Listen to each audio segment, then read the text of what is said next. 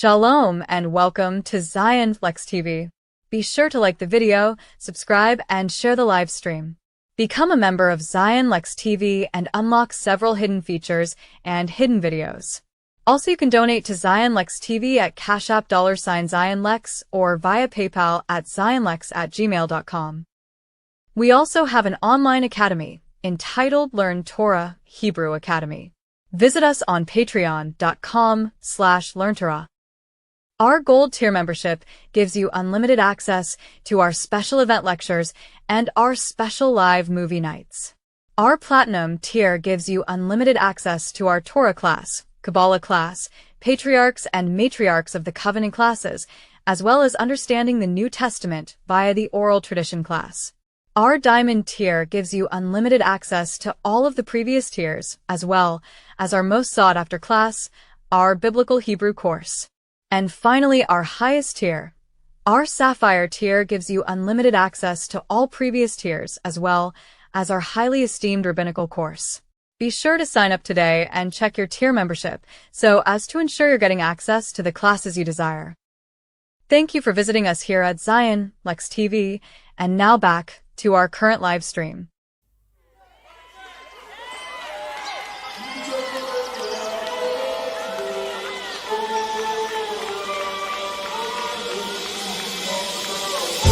Tearing down idols, and we cutting down poles.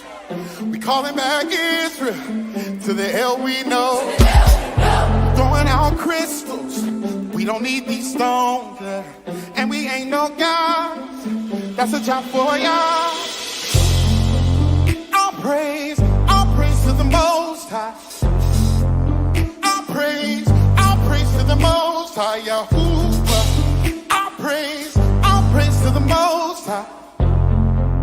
All praise to the Yah Israel. Tearing down idols, we cutting down poles. We calling back Israel to the hell we know.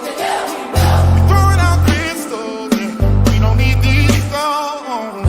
We ain't no God, that's a job for Yah.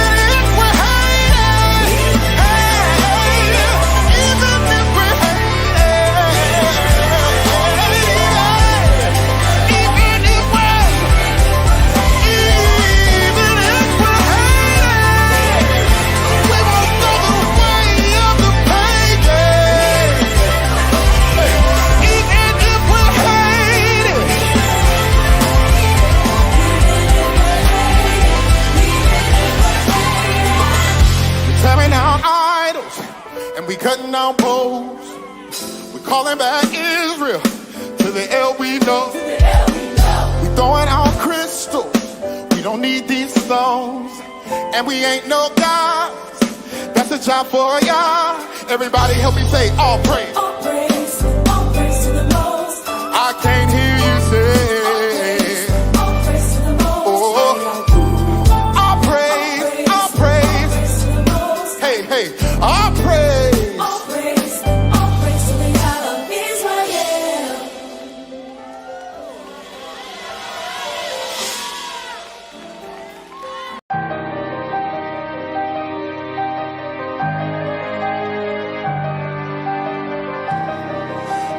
Purify me, Yah, in the flames. Purify me, send your let it rain. Purify me, Yah, in your name. Purify me, purify me. Purify my heart, my home, my dome, my soul, bring peace. Purify this dirty water in my cup I drink. I only want the living water from the king. Only want the diamond pressing out of me. Only want the white garment that's clean. Only want the true facts, that's me. 24 carats I rock in my heart, but it sinks to the bottom, you know that it's pure. Coming in sharp like a dark and the aim is on point, so you know that I'm pure. Filter all the evil out of my life, so when I pour it's pure. You know that it's more. I didn't close them doors, so move your finger, boy. Purify me, Yah, in the flames. Purify me, send your let it rain. Purify me, Yah, in your name. Purify me, purify me. Trauma after trauma, trouble after trouble. Expected this way of life to be an eternal tussle. Thriller in Manila, told the Most High that I can't endure. Increasing power with each blow. I'm telling them, give me more. It's gonna take more than just one. On that front line when it come. Boy, this spiritual warfare decided to come here, bring more than a gun. I've been purified, so down the ride as long as breath in my lungs. That consuming fire burnt my desires, never going back where I'm from. Go. Purify me, Yah, in the flames. Purify me, send your let it rain. Purify me, Yah, in your name. Purify me. Man, I step out the fire, my foot on the devil, I'm talking to y'all like a FaceTime. Purify my spirit, y'all say my soul, I've been trying to stay pure on this baseline. Old folks with the old me, they don't know me. Just look at my waistline, fridges drop on the bottom, Hakuna Matata, ain't worried about none of the headlines. Fake news in the media, I'm never media unless we talk about Torah. I'm just trying to go spread the bazaar. Saying talking, I try to ignore. I'm looking for lost meanings in the scripture, I'm on an adventure like Dora. Y'all can write a designer, I write a designer, his image got me an immortal. Cause I'm keeping the faith. If you're not with it, then move on my way. It's purification, it's keeping me sane. I don't get offended cause I'm not the same. If you stuck in the past or you stuck in the maze, keeping it real, a minute behind is a minute too late. If the first shall be last and the last shall be first, but I endure to the end of who win in the race. Sin of perversion, I'm a face, shuffle your boots and tie your lace. Go through the fire, then conversate. Give me your time, dog, finna wait. You back in the hind, dog, on the lake. You ready or wrong, dog, connotate. You falling behind, dog, keep the pace. You heard it all wrong, dog, spin the tape. Purify me, Yah, in the flames. Purify me, send your let it rain. Purify me, Yah, in your name. Purify me, purify me. Purify me, Yah, in the flames. Purify me, send your let it rain. Purify me, Yah, in your name. Purify me, purify me.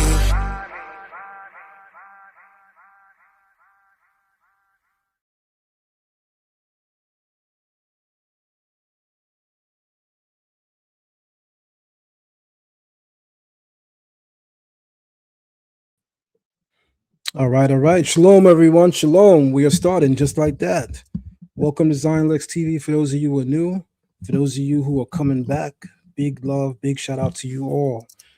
Definitely have a very, very powerful interview podcast for everybody this afternoon. I think that this is one that was much needed. This is something I've actually been trying to set up behind the scenes for quite some time. I consider this particular person to be a major force to be reckoned with immense or amazing potential. I also think that he represents the future now. You know, as in some people say we got next, I usually say to people like him, nah, you got now. And so it's with great honor. Can you hear me? Can you hear me? Okay, just check your if you have headphones, throw on some headphones. I'm not sure why you don't hear me. You were able to hear me earlier. It's okay. Just check your connection real quick with your headphones. Check your headphones really quick. Let me see. All right, unmute your mic.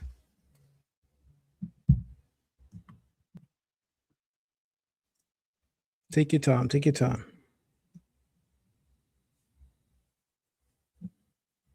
All right, we're going to do a quick commercial break just to get that figured out really quick, and we will be right back.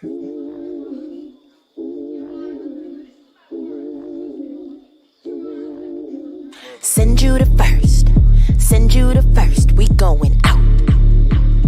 Out. Send you the first. Send you the first. We going out. Out. Preset if you scared, then go home. And no, we ain't saying it twice. Cause once you get into this war zone, it's either your life or their life. And we ain't about losing before an intrusion. We gotta make sure we right. So we send praise and seek his face. Then we load up it is on site. What you thought it was, it's not. Don't wanna see us on your block. Yelling hallelujah, trying to tell y'all that victory is your shot. We serve Yah's out by oath. And in this army of hosts, yeah, Yahoo the lead. True indeed, in his name we boast. Don't send you the first. Send you the first. We going out. Out. Send you the first. Send you the first. We going out. Torch fire, flags in the street. Sing louder, kick up the beat. All them enemy feet get delete when we play in the street. Drew to drop them me. Who got the praise for days? Who are the what came face? Made for praise, spit prophecy. We be that anointed royalty. I said we came. Hey. The bar Hamayim number 2, that's on replay. Yeah, we gon' bust them walls, mash up and be on our way. Yeah, to the nations we proclaim his Kudash name. Yahuwah, Yahuwah, Yah, Yah.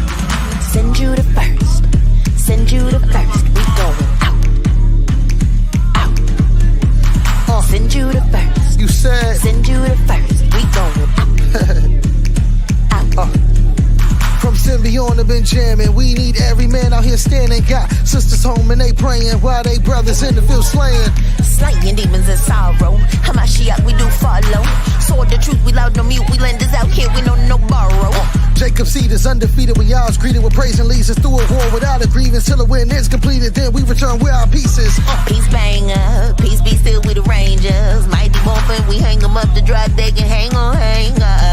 Let's go. Send you the first. Send you the first. We going. Send you the first. Send you the first. We going. Send you the first. Send you the first. We going out. Out. All right, let's add you back. All right, let's add you right back to the big screen. Are you able to hear? There you go. I can hear something. Yes, sir. Here we go. What up? What up? What up? We're good. We're good. Let's go. Let's go. All right. First and foremost, I want to say shalom to you. Shalom, and I'm going to introduce you. And so, I've been knowing you for quite some time right now, watching your journey, watching you grow and evolve in this community. And I think it's an amazing thing to see. You're a person that from the moment that we connected online in classes, I immediately said to myself that this person has something. At the time, I was saying this kid, but you're not a kid anymore. At the time, I was certainly saying this kid has it. Some people have what we call the it factor, and that's certainly you. So without any further ado, everyone, I'm going to introduce our brother, your brother, Nasi MikaYah. Shalom, Mark. How you doing? Shalom, shalom. I'm good. I'm good. Thankful for another day. That's it. Excellent, excellent. So the first thing I want to ask you is, give us a little background. Tell us something about yourself. Who is Nasi MikaYah? Well, first and foremost, I came into this way of life of knowing who I am, I'll say 2017, late 2016, me, my mom, one of my brothers, we were in the church and, things just didn't seem right. He started to work with my mom, the Most High started working with my mom, throughout the years, using different people to plant different seeds and stuff like that. And, she was strong in Christianity, so she would ignore it. But then at that time, he was really just pushing her, with different things, leading her to get different books and look at different videos and read certain things. And, he started to open up our hearts and our eyes. And it's something because at that time, I was young. I was like 12. And that's when I really started to actually get into the church. I was like an usher and stuff like that. And I started to ask questions. And it's like right then when that zeal started to build up, boom, Most High snatched me up. So yeah, and then we finally became more so observant early 2017. I remember my first Pesach. And yeah, from then on, it's been walking this journey. I got into your classes early 2021. Early 2021. I was 16 going on. Yeah, yeah, 17. you were pretty young. You were pretty young. Yeah, I was young. And yeah, been with you since. I fell off a little bit. We all have our journey. We all, we But all, yeah, so yeah. It's we been all. it's been a minute. Been a minute. Almost how long is that? Almost 9 years? Yeah, Venezuela, almost 9 years. That's beautiful, man, and beautiful. Enlighten us really quick. Um, as powerful as you can, as organic as you can. Believe it or not, some people just don't know Hebrew. A lot of people hear a name and they wonder what it is. My catchphrase: definitions bring us to a place of discernment. If you want to understand something, you got to define it. So, how do you define your name, MikaYah, and why is it you have an emphasis on MikaYah? I can remember early on when you came in, you was like, nah, not Micaiah, MikaYah. So I want you to highlight that for us. Yeah. Well, first, like I said, coming into this way of life, we're still learning and different things like that. And I started out with Lashawan Kodash, funny enough. And so what was my name? I don't even remember. Like MikaYah, something like that. Okay. And yeah, Mikael, all that stuff, it didn't resonate with me like that, but MikaYah, it spoke to me. So, and especially in learning the language and stuff and different pronunciations, I just stuck with that name. Okay. And I don't know, I feel like really walking this journey, going through different things in life and continuing to build my relationship with the Most High, I feel like that name really speaks to who I am as a person.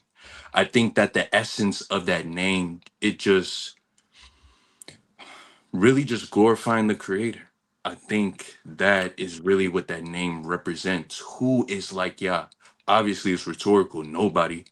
But I think to that, um, whoever holds that name, one of their missions is to glorify the Creator. And I feel like that really speaks to me as a person. Now, am I perfect? Absolutely not. But I feel like in the depths of who I am, that really speaks to me, the essence of me, the soul of me. All So right.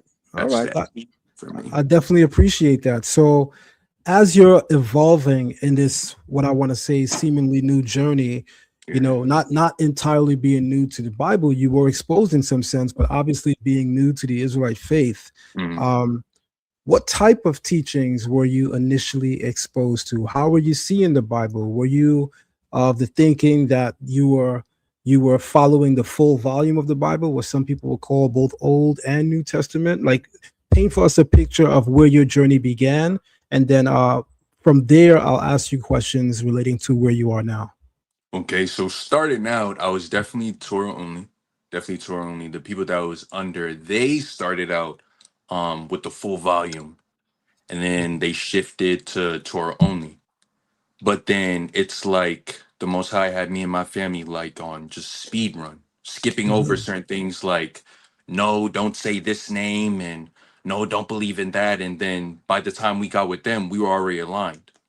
So being Torah only for 2017, so I would say probably actually for a long time, because even um when we left that congregation, still being Torah only, and then it's something a little bit before your classes, a sister that we used to congregate with, she brought to us your videos as far as in regards to Isaiah 53.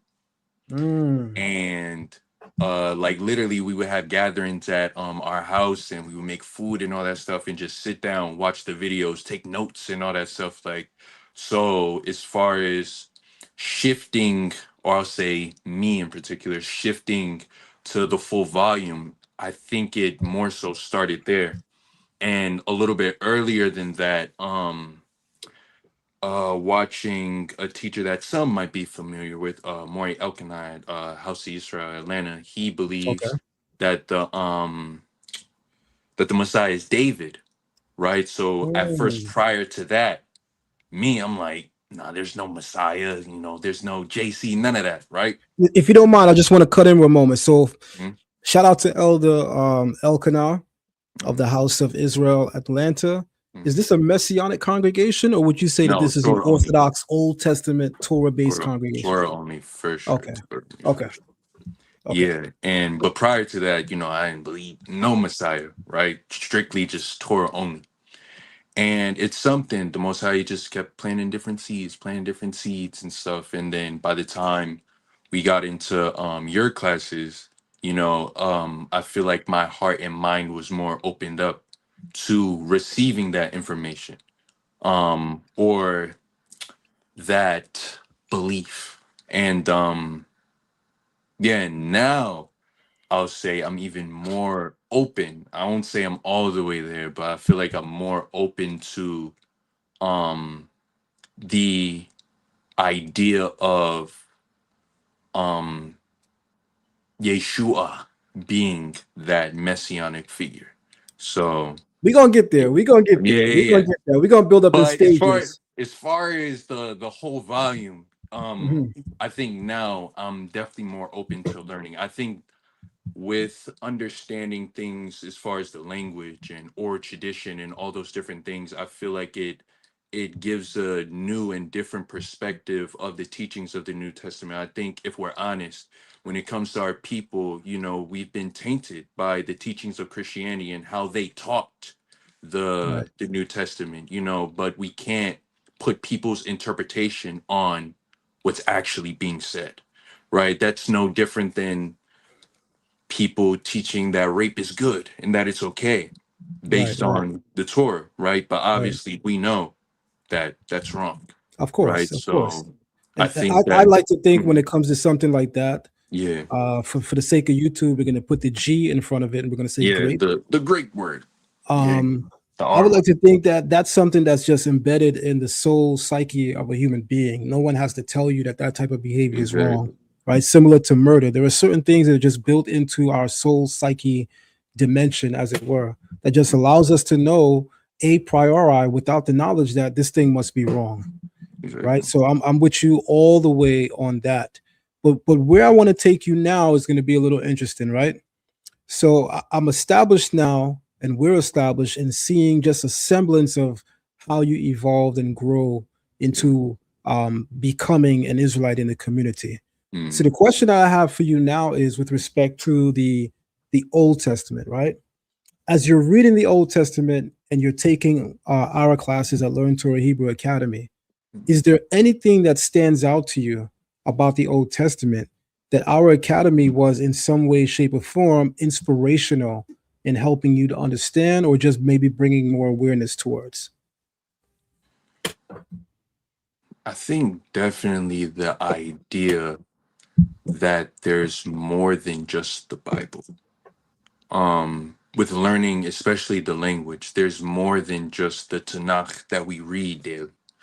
I mean, obviously, well, before I was introduced to like the Book of Enoch and Jasher and stuff like that, but even beyond that, there are different teachings and writings that go beyond just the scriptures that we read. So as far as being in the academy, being more open to the learning and idea of um there being more than just what's written. That's So right. yeah. That's right. All right. So we gave some history, Hmm. right? We certainly teach in the academy that to read and study the Bible on its own without any additional study aid is extremely limiting one's sphere and scope of knowledge, Hmm. right? A comprehensive reading of the Bible requires a comprehensive understanding of history. We Yeah. say that the Bible is history. We say that these accounts are historical events. So that means there should be in history some semblance, or at least an iota of historical items relative towards framing the Bible as a historical event. Hmm. So it's very, very important that when we're speaking to believers, my thing is always to say that amongst believers, you can surely say, by faith, we accept this. That's fine. But when you step outside the scope of a shared belief system, how do you convince or relate the ideas of your belief to someone that completely doesn't share it in common? Exactly. And who, just like you, is going to require evidence for things that they, are going to put their trust and their faith in and indoctrinate themselves and their family. People want evidence, right? If someone speaks to us of Buddhism, we want evidence. If someone speaks to us about Islam, we want evidence. And so it rightfully stands that those who believe in the Bible, at a certain point in your faith journey, just having faith and believing solely on the base of faith, I'm not saying that's wrong. That's perfectly fine, but within the sphere and scope of a shared belief system among believers. But the moment you step outside the parameters, the moment you step outside of those lines, we all must understand that you're going to have to show and prove. We live in a real world. People are going to want to know, prove what you're saying is true. Absolutely. Right? There's even a teaching in the New Testament that says, prove all things, right? Prove or doubt all things, but hold fast to that which is true. Doubt everything, but hold fast to that which is true, right? A mind that is a doubting Thomas, as it were, is a deeply inquisitive mind. They're not easily impressed, right? They weigh and gauge information as it hits their intellectual hemispheres of their brains before they say, this is it. And we should hold that as a standard and a standard throughout our journey in this faith of following God and through the teachings in the Bible. And so it's important at Learn Torah Hebrew Academy, as you bear witness to, that we've established that. But I got to ask you this pressing question, which brings us into the realm of what we call the oral tradition. Often people say that there is no oral tradition. All of that is made up, mumbo jumbo, given to us, worse yet, by a people who aren't even bloodline connected, right? People say the European Jew, as it were. Then they say that, all this oral Torah and oral law talk, it's against the precepts or teachings of the Bible, worse yet. So I'll ask you this question, MikaYah, Nasi MikaYah, unpack for us the difference between what is meant when the term oral Torah is used versus the Torah oral tradition. So define for us what the oral Torah is. There's a lot of people that don't know what that is. And define for us what the oral tradition is, and then draw a clear line of divide so as to distinguish and delineate the two. What makes them different? Well, first and foremost, when we speak of oral Torah, first we have to define what Torah is. A lot of times we say, oh, it's the law, right? It's the commands. But when we go to scripture, specifically Exodus 24:12, Moshe came down with the command. He came down with the Torah. So the fact that both of them are stated, there's a clear difference between the two. So now what is Torah? A lot of times we define it as law. Okay, that's an okay definition. But when we really get to the root of Torah, a better translation would be instruction. Come right? on. Or teaching. Come on. Right? So now we have what Torah is. It's teaching or instruction. So now oral instruction or oral teaching, right? So when it comes to these teachings, right, just instructions in general, like say I order some furniture, right? I get the manual, I get the instructions, I get the pictures, I get the words, I get all the different nails and whatnot I need. I'm following the instructions, the detailed instructions of how to put this furniture together. So if Torah is instruction, then it's the detailed things needed in order to carry out the commands in which Moshe came down from Mount Sinai with. So now we have the oral Torah. We speak of the written law, we read every day, or at least we should, the Tanach, and you shall not murder, you should not commit adultery, right? So then if it was that easy to just read and we could just do it, why do we have teachers? Come on. Why do we have these classes?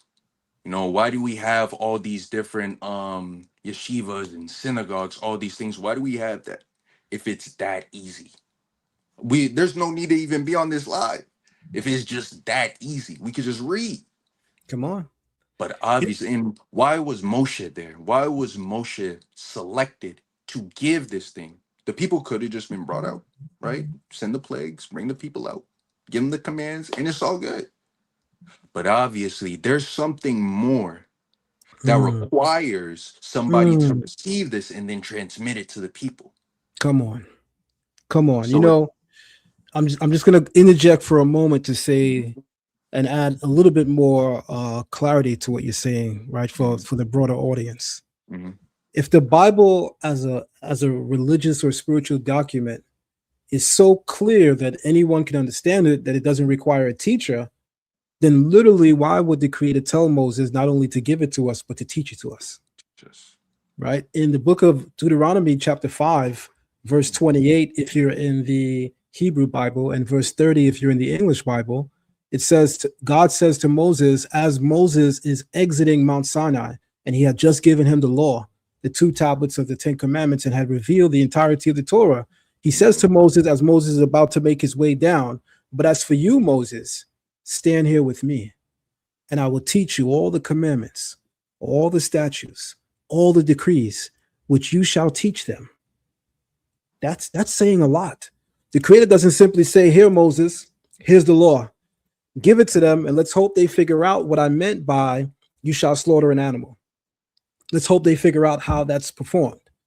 Let's hope they figure out when I said you should not boil a kid in its mother's milk. Let's hope they figure out what I actually meant by that, right? Then there's an oral tradition that goes with the vocalization of the text. The Bible says that we should not boil a kid again in its mother's milk. Well, the word for milk and the word for fat are 2 very similar sounding words, Kalev and Kalev. Without an oral tradition, the Masoretic Tiberian vocalization system, how do you even know which one we're saying, milk or fat? Do not boil a kid in his mother's fat. Do not boil a kid in his mother's milk. So even a simple reading of the text requires an oral tradition, which is what the Masoretes gave us. And so this is important, what you're saying. What you're saying, if I'm understanding you correctly so far, the oral Torah is that which comes to interpret the laws given to us on Mount Sinai, which we say that there are 613 of them, right? Which so continue.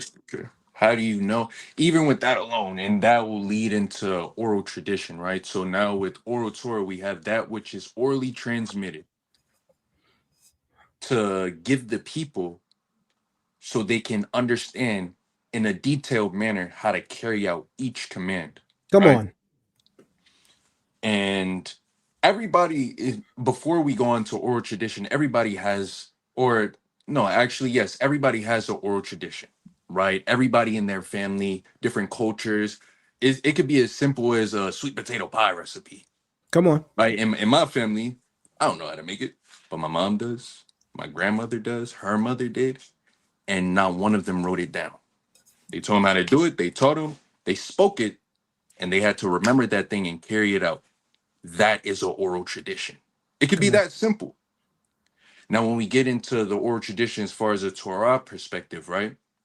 We have different accounts of our ancestors and different teachings, scholarly debates that's recorded, right? At first, it was spoken orally, and then was recorded later on in history, right? So there's a difference between the detailed instructions of the commands versus the different accounts of our ancestors, different legends, different scholarly debates. So that's where the line is drawn. One are the commands, the halakha, if you will, how to walk this thing, whereas the rest of it are more so stories and history behind our people, right? So there's a difference between the two. Absolutely. So that's important, right? Because tradition is something that is passed and transmitted along the lines of and annals of history. And when we say oral Torah, that's just a reference to how the text, the body of work is interpreted, right? So there is a distinction, everyone. The oral Torah is not the same as saying oral tradition, right? There's oral tradition that's not oral Torah. There's oral Torah that's not oral tradition. The oral Torah contains various oral traditions. The oral tradition makes reference to the Torah, but there is a distinction between the two. Let me ask you a question. If one is more viable, which one is it? Because if I understand correctly, within the oral tradition now, you have midrashim, right? Which are what? Expositions given to us by various leaders and teachers. Some people say rabbis and sages, right? The rabbanim vechachamim in Hebrew, the rabbis and sages, right? They produce what we call the midrash, which comes from drash, exposition, right? So would you define for us first the term midrash? And then I'd also like to see if I can just test the limits of your understanding and even the audience's awareness. People following this conversation, Nasi, they're going to be saying right now, all right, this sounds workable. It's not something that doesn't, sound copacetic in my mind. However, where's the Bible talking about this? You guys are already talking about oral tradition. The only time I've come across tradition in the Bible is when a prophet is critiquing that, the traditions of men. Now you guys are mentioning midrash. That sounds like the rabbinic work. If you're a follower of the New Testament, Yeshua seems to be against the rabbis and what they're teaching. So I want you to first clarify for us, what is the midrash? We understand what is the oral Torah. We know how to differentiate it from what we call oral tradition. But what is the midrash? Well, first, the midrash is rooted in the word darash, which basically means to expound. And everything, before we go into it, everything has to have some root in the Tanach. It might not be explicitly stated there, but it has to have some root there, right? When we go to the book of Chronicles, it speaks about the annals of Edo. Who's Edo? I don't know who Edo is, right? But when we go into the languages, why learning the language is so important, it says darash. Darash or midrash. So let me just stop you for a second, because I am familiar with what you're saying. Mm-hmm. In the book of Chronicles, similar to the book of Kings, yes, we have a long, detailed analysis of the history, the lifeline, the journey of various kings in Israel, or combine the kings of Judah and Israel. The book of Chronicles tells a bit more about the kings of Judah. In fact, that's the focus of the book of Chronicles. They focus on the Judite kings, the kings from the line of Judah, right? And there is a passage in the book of Chronicles that makes reference that for the rest of the acts of this king, behold, they are recorded in the midrash of the prophet Edo. I remember coming across this years ago and immediately saying to myself, what's up with that? Most people aren't even aware that there is a biblical prophet by the name of Edo, because there is no book of Edo in the Bible. But here in the book of Chronicles, they're making a clear reference that for the rest of the details of this particular king, you are to go into the midrash of the prophet Edo, which sparks a lot of questions. So Edo, as a prophet, has a detailed account of a particular king. Is that the only king that he documents? What else does he document? How far does he go into their reigns and their kingship apart from what we're reading in the book of Kings and Chronicles? And why would the Bible outsource us if the general thinking for Bible believers is the Bible is all we need? And it's a rhetoric. The Bible is all we need. I like to say that in the Israelite community, so long as you got a highlighter and a King James Bible, you a weekend warrior. Nobody could test your sword. What homeboy said in Shatas, come test me, right? Nobody could play with you when you got your highlighter, right, and your King James Bible. But for those who are of the thinking that the Bible is the only thing we need not study something else. I think in this moment, they should be paying very close attention to what you're saying. Because if I'm hearing what you're saying correctly, the Bible just outsourced us. It just told us if we want to learn more about this particular king, we are to go outside the Bible into what's called the midrash. So continue to expound in that direction for us. Okay, so now that we not only have what midrash means, but also an example of it in scripture. Now there's also another example. 2 times in the Tanakh, there's a book that's referenced, the book of Jasher, Sefer HaYashar, right? And in this book, in these annals, if you will, it speaks about detailed accounts of our ancestors. It basically expounds upon different stories of Abraham, Yaakov, Abraham, Jacob, Moses, things that you won't find in the Tanakh. There's an app that many are familiar with, Safaria, right? And it has different things on it. It has the Tanakh, the scriptures we read. It has Mishnah, different things in oral tradition, right? But when you go to Midrash, you scroll down, you see something called Sefer HaYashar, the book of Jasher. That's Midrash. It's expounding upon something that we read. So for a lot of people, they believe that the oral tradition is false. There is no oral tradition. That's Jewish, right? But you indirectly believe in it. If you believe in the book of Jasher, you believe in oral tradition. If you believe there's 613 laws, you believe in the oral tradition because Time out. I mean, you going in right now. Time out. You mean the Bible speaks of there being 10 commandments. That's a very clear statement. For sure. But I'm going to agree with you. I haven't come across anywhere in the Bible that speaks of there being 613 commandments. So where's that coming from? Show me, because I've never seen, not in the scriptures, I haven't. I've heard people even told me the way I know that there's 613 commandments. I counted that thing. I counted it. Man. When I tell you that is the most diabolical thing I've ever heard in my life, let me drop one of Clue's bombs. Man. Because how that count is reckoned, nobody counted that on their own. I'll tell you one thing. I like reading, right? I definitely love reading them scriptures.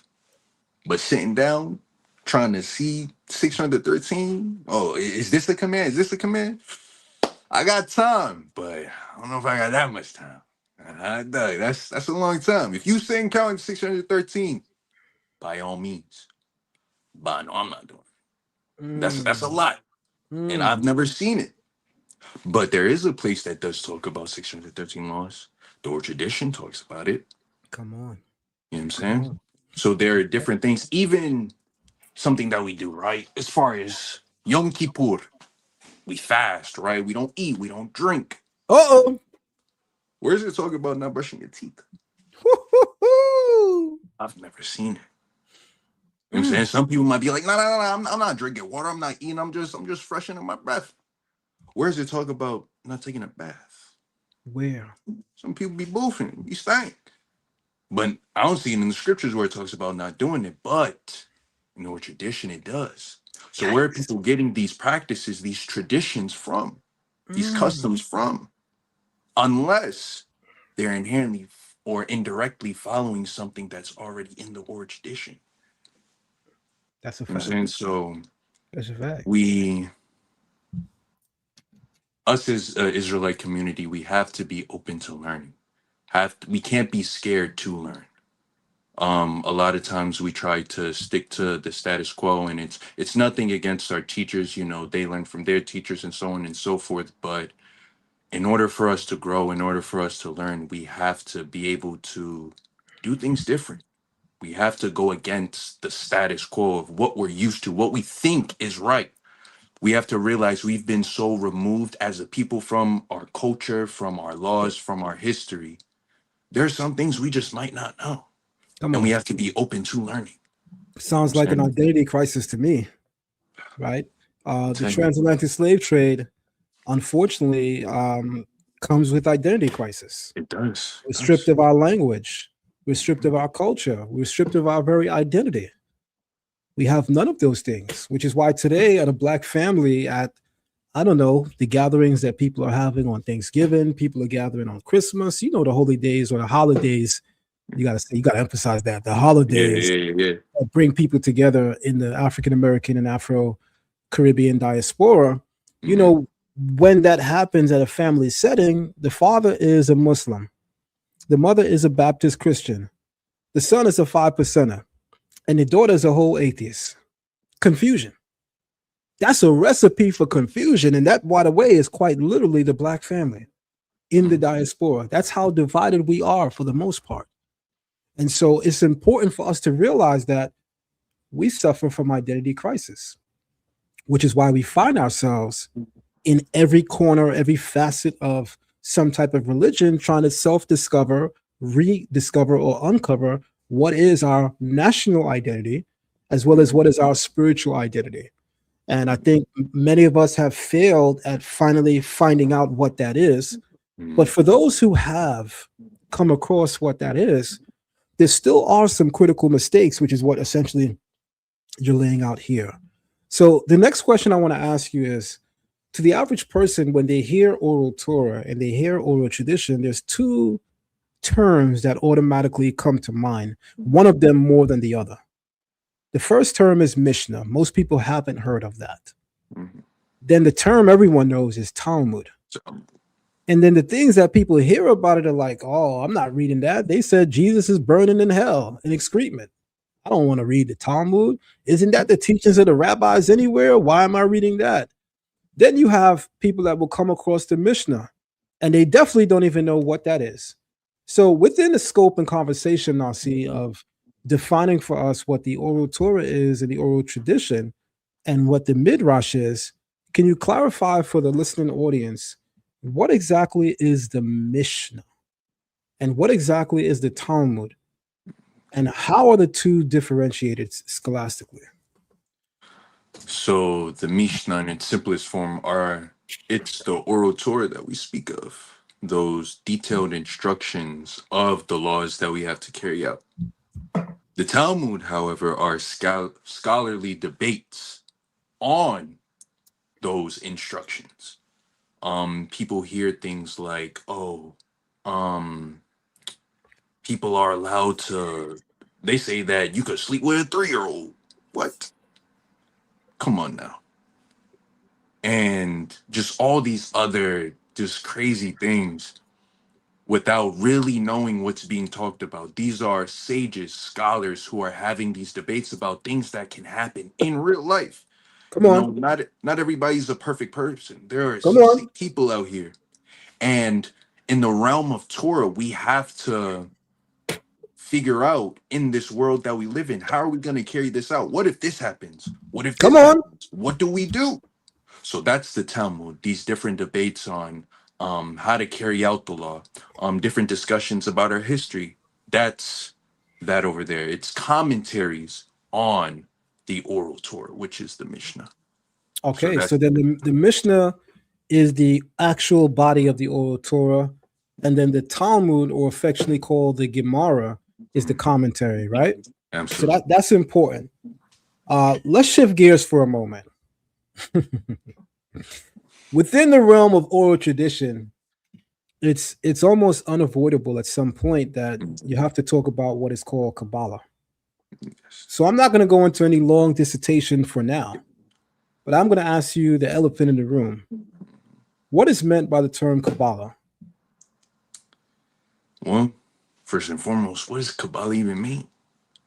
A lot of times people hear Kabbalah and they're like, oh, that's that black magic stuff that all these celebrities are doing. Okay. So what does Kabbalah even mean? What does it mean? And 9 times out of 10, nobody can tell you what it really means. In our tradition, a body of work called Pirkei Avot, Ethics of the Fathers, right? Speaks about Moses receiving the Torah from Mount Sinai and transmitting it to Joshua to the elders to the prophets to the men of the great assembly, right? That word receive is kibel. What's the root of that word? Kabal. Just means to receive. So all Kabbalah is. And then people talking about, oh yeah, I know what the Kabbalah is. I read it before. Oh really? What you read? That I don't know. Yeah. I ordered a good book. It was on Amazon. Oh really? Show me. Show me. Show me. I hear that all the time. The Kabbalah. I got the Kabbalah. Oh, you do? What's that? Yeah, I read it. Where'd you get that from? Amazon.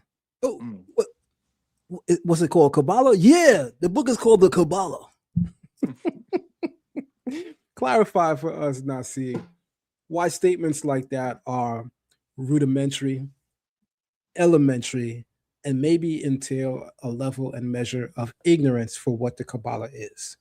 When people hear Kabbalah as a text, they literally think it's just some book, a book that you can buy at Barnes and Nobles, your local bookstore, a book that you can purchase on Amazon. Someone even held it up for me on YouTube Lives or people that I randomly see in the street, and they say, hey, you're the guy that teaches about your old tradition.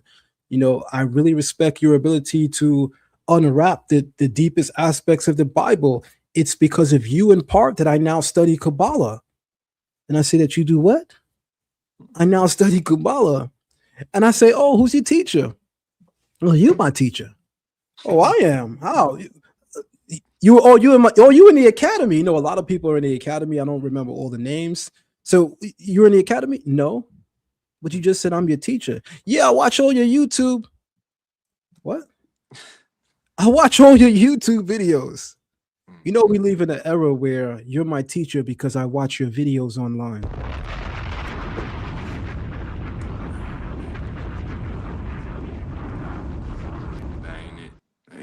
With all due respect, what we do here online is inspirational. What we do here online is very inspiring. But that's pretty much where that cookie crumbles and ends. Someone is not your teacher because you watched 14 watch hours of a YouTube video from that person combined. No, someone is your teacher because you sat under their tutelage.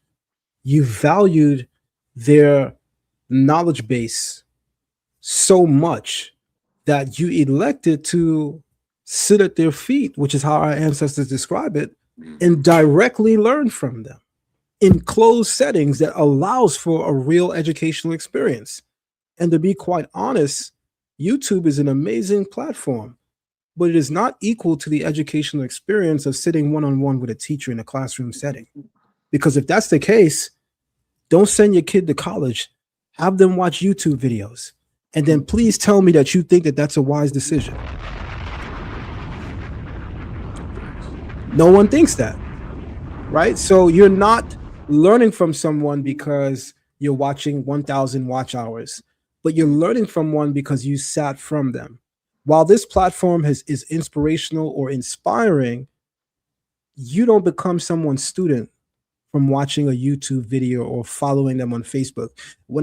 If I were to be brutally honest, if I can be brutally honest, I have hundreds of people, thousands of people that instead of actually trying to learn from me in the academy, they hit the follow button on Facebook. They hit the follow button on Instagram. And if you follow me on Facebook and Instagram, all I'm doing up there is announcing classes, like the class schedule, and I'm cracking jokes. You're not going to learn much there. You know, social media for me is an outlet. I get to express myself in ways that I normally don't, right? I don't use social media as a teaching platform and a teaching tool because not everyone is worthy of having this type of level of information shared so freely online, right? The Bible speaks about not divulging wisdom in the hearing of a person that would treat it like putting a jewel through a swine's nose, right? In the Proverbs, King Solomon likens a person that shares wisdom in the company of fools to a person that would take an earring and put it through the nose of a pig. Yeah. That doesn't make any sense now, does it? And so similarly, don't follow me on Facebook, YouTube, and Instagram thinking that you're going to learn under me. You're going to hear some amazing jokes. I'm incredible. My stand-up comedy hour is legendary. You're going to be entertained. Are you not entertained? Just posted something as far as New York. I'm gonna have you entertained.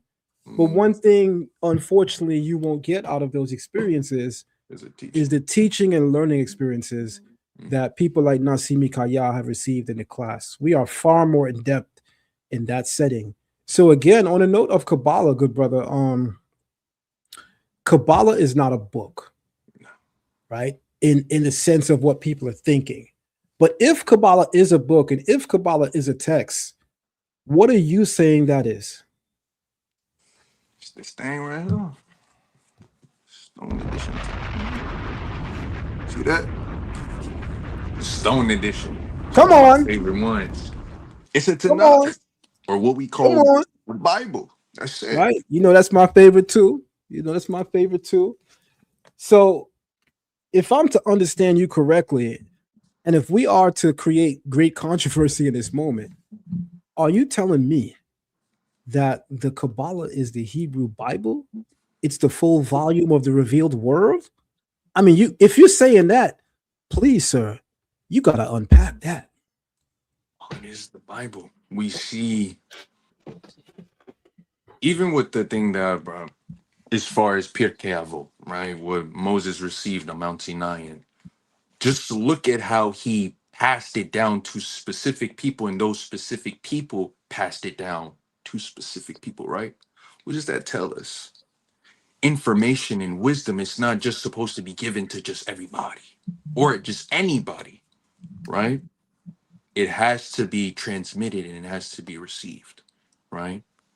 So even with Kabbalah, it's something you can't just read a book and know what's being talked about. Can't.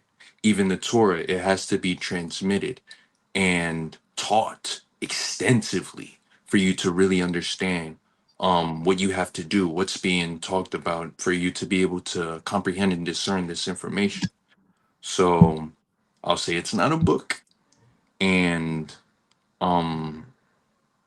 if you really just want to know the Kabbalah, first and foremost, join the classes, learn Torah Hebrew Academy. I'll say that. Come on. And also, read the word. Start out with that. Read the word. Really go in depth with the word. One thing that I know, in order to truly understand Kabbalah, you have to understand the word in its simplest form. If I could tighten my podcaster hat for a moment and really represent the thinking of, a podcaster, which is to ask not only the hard questions, but to even represent the thinking of the audience. There's going to be someone listening to this that's offended because they don't accept the Kabbalah and they don't believe in the Kabbalah. For them, Kabbalah is hocus pocus. It's witchcraft. It's black magic. It's celebratory initiation to get into private circles, right? It's the initiation process, as it were, to be included in the Diddy party, right? That's how many people would ultimately view things like the Kabbalah. And here you are now making what I'm going to effectively say is a very controversial statement. And you're saying that the Kabbalah is, in fact, the full breadth of the word, right? So what I'm gathering also from you is that there is no book in the Bible called Kabbalah.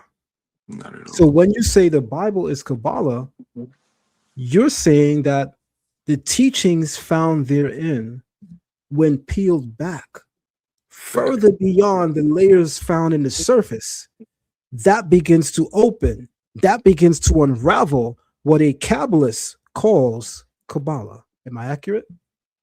Very accurate. Melech David, King David, he asked to be given the secrets, to be shown the secrets of the Torah. Pause. I thought we could just read it. It's right there. So if there's secrets, there's something more. The word for secret, the root of that word is sod. Sod. It basically represents something, a mystery or a secret, right? So without saying too much, the Kabbalah, it's basically those secret things, those deeper, more esoteric things, those teachings as far as the law. It's more than just you shall not murder. It's more than just we can't eat pig. It's way deeper than that. So in reading the text, you have to be able to peel back those layers and go behind the veil to really dig into those mysteries and those secrets as far as the word. That is Kabbalah. All right, now see, I can already hear the rhetoric. I've been in the Israelite community for this year, this February, 32 years. And so being around that long, you're pretty much familiar with what's the current climate, temperature, and intellectual rhetoric. Someone out there is thinking, I don't need that Kabbalah stuff if that's the case. Y'all want to be deep. Y'all want to know everything. Solomon says, beware of the writing of books, right? It's wearisome to the flesh. You know the talking points they're going to hit you with. The Bible says the secret things belong unto the Lord. You over here trying to secret. That's why y'all mess up and get caught up in the Diddy party. Y'all got too much secrets. So I got a question for you, right?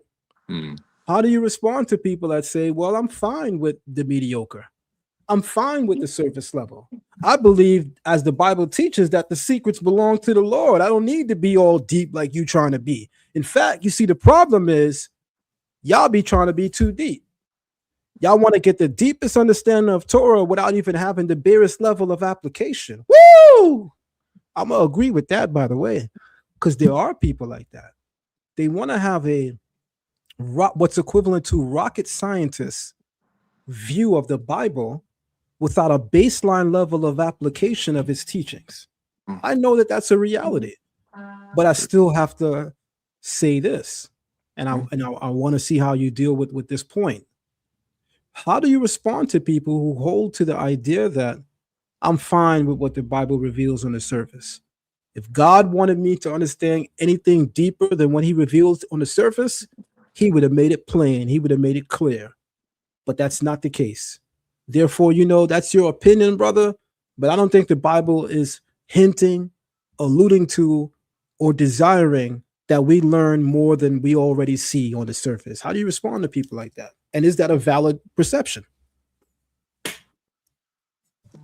I'll say certain forms of wisdom, it's not for everybody. We know that even. Certain things just aren't for everybody. However, to say that we don't need to know the secrets would be false.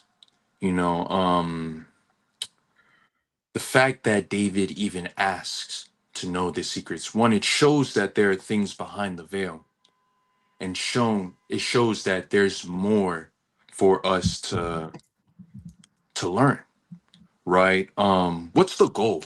First and foremost, what's the goal to even learning these laws, applying them, or just reading that alone? We want to gain wisdom, right? So what is wisdom?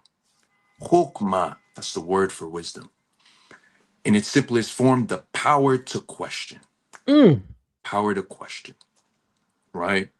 So in us questioning things, that's how we gain the what. That's how we gain the who. That's how we gain the where. That's how we gain the information, the wisdom, right? So if our goal is to gain wisdom in reading this word, what do we have to do? Question. We have to dig deeper. In questioning, you're digging deeper to gain more information. Just like, you have different police officers. They interrogate different criminals and stuff, right? What do? They question them to get more information. Just like this word. It's good to have faith. It's good to believe that this word is true and all these things, but we'd be doing ourselves a disservice by not questioning things. You know what I'm saying? We'd be doing ourselves a disservice by not really learning these laws. That's in its simplest form. We have to know these laws. Somebody come up to you, why can't we eat pig? Or I see your diet is like this and like that. How come you can't eat pork? I don't really see you eating shellfish. You have to be able to tell them why. If you can't tell them why, are we really representing the Israelite community and those who follow the Torah right? Are we representing them in its highest form? If we can't even explain the basics of things, most people can't say why we can't eat pork. Oh, because the Bible says so. Okay, how come we can't have idols? Because the Bible says so. For some people, those who aren't in this faith, that's not enough. Same thing like we were talking about earlier. We have to be able to go into history and other bodies of work that other people are familiar with to prove this Bible. So you have to be able to have the deeper forms of information to prove this thing. Our goal should be to glorify the Creator and His Torah. If you can't even do that, how are you calling yourself an Israelite? If you don't care about those things and those things don't matter, the secrets don't matter, the deeper things don't matter, why are you calling yourself an Israelite? Shouldn't your goal be to share these laws and transmit these laws to people to glorify the Creator? You have to know these deeper things to do that. Come So on. that's my thing. Very powerful. You know, my understanding of Kabbalah, similar to yours, is that Kabbalah represents the level of looking at the story and realizing that as the Creator is describing for us the narrative and the history as it unfolds of patriarchs like Abraham, matriarchs like Sarah, he's simultaneously also describing for us various events with regard to creation, how the world was created. In other words, at the simplest level of Kabbalistic studies is to know that every single story we encounter in the Bible, it acts as a vessel. It acts as a covering for something much greater that is below the surface.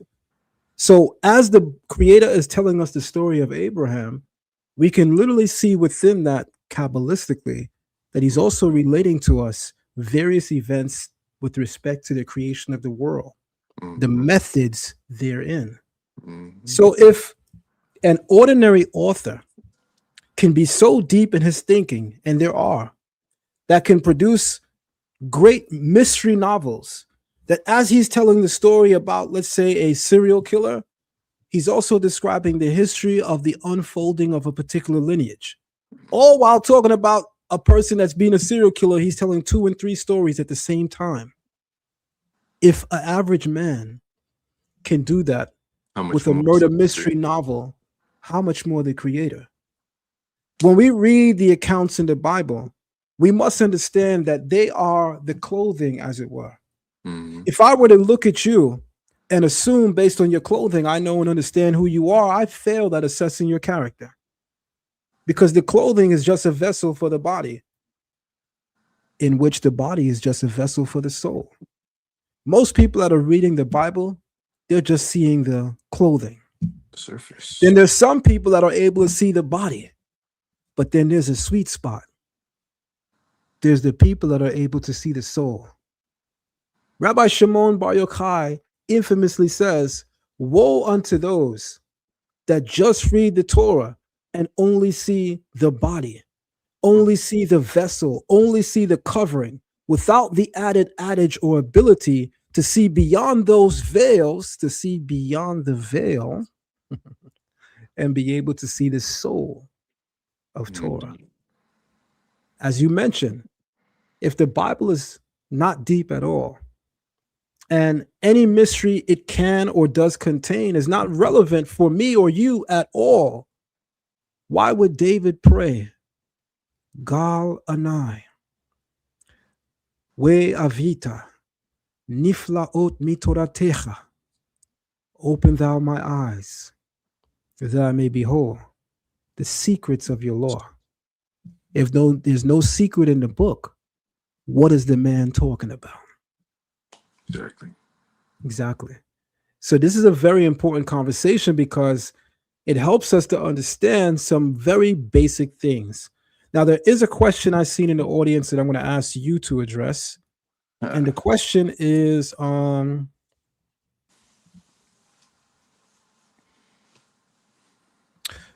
okay, it's from R.J. McKenzie, 4706. And he says, why is Kabbalah mystical and not considered magical? I'm curious. So it seems, in his eye view, the Kabbalah is a mystical work, and people who are scholarly in understanding what it is, they differentiate and separate it from being magical. What's your take on that question?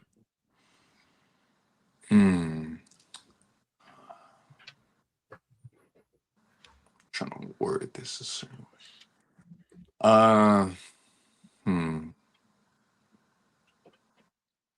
I think first we'd have to define mystical, right? What do we deem mystical? Because even with magic, couldn't we technically consider magic a mystical work, right? So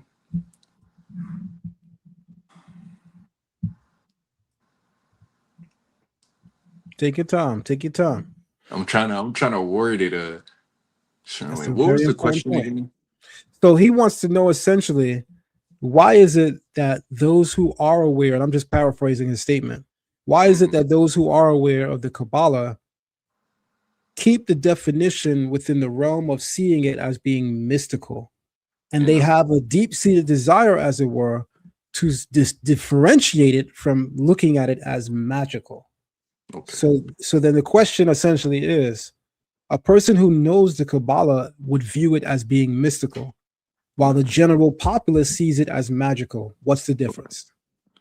All right. So I think one thing that's important, us as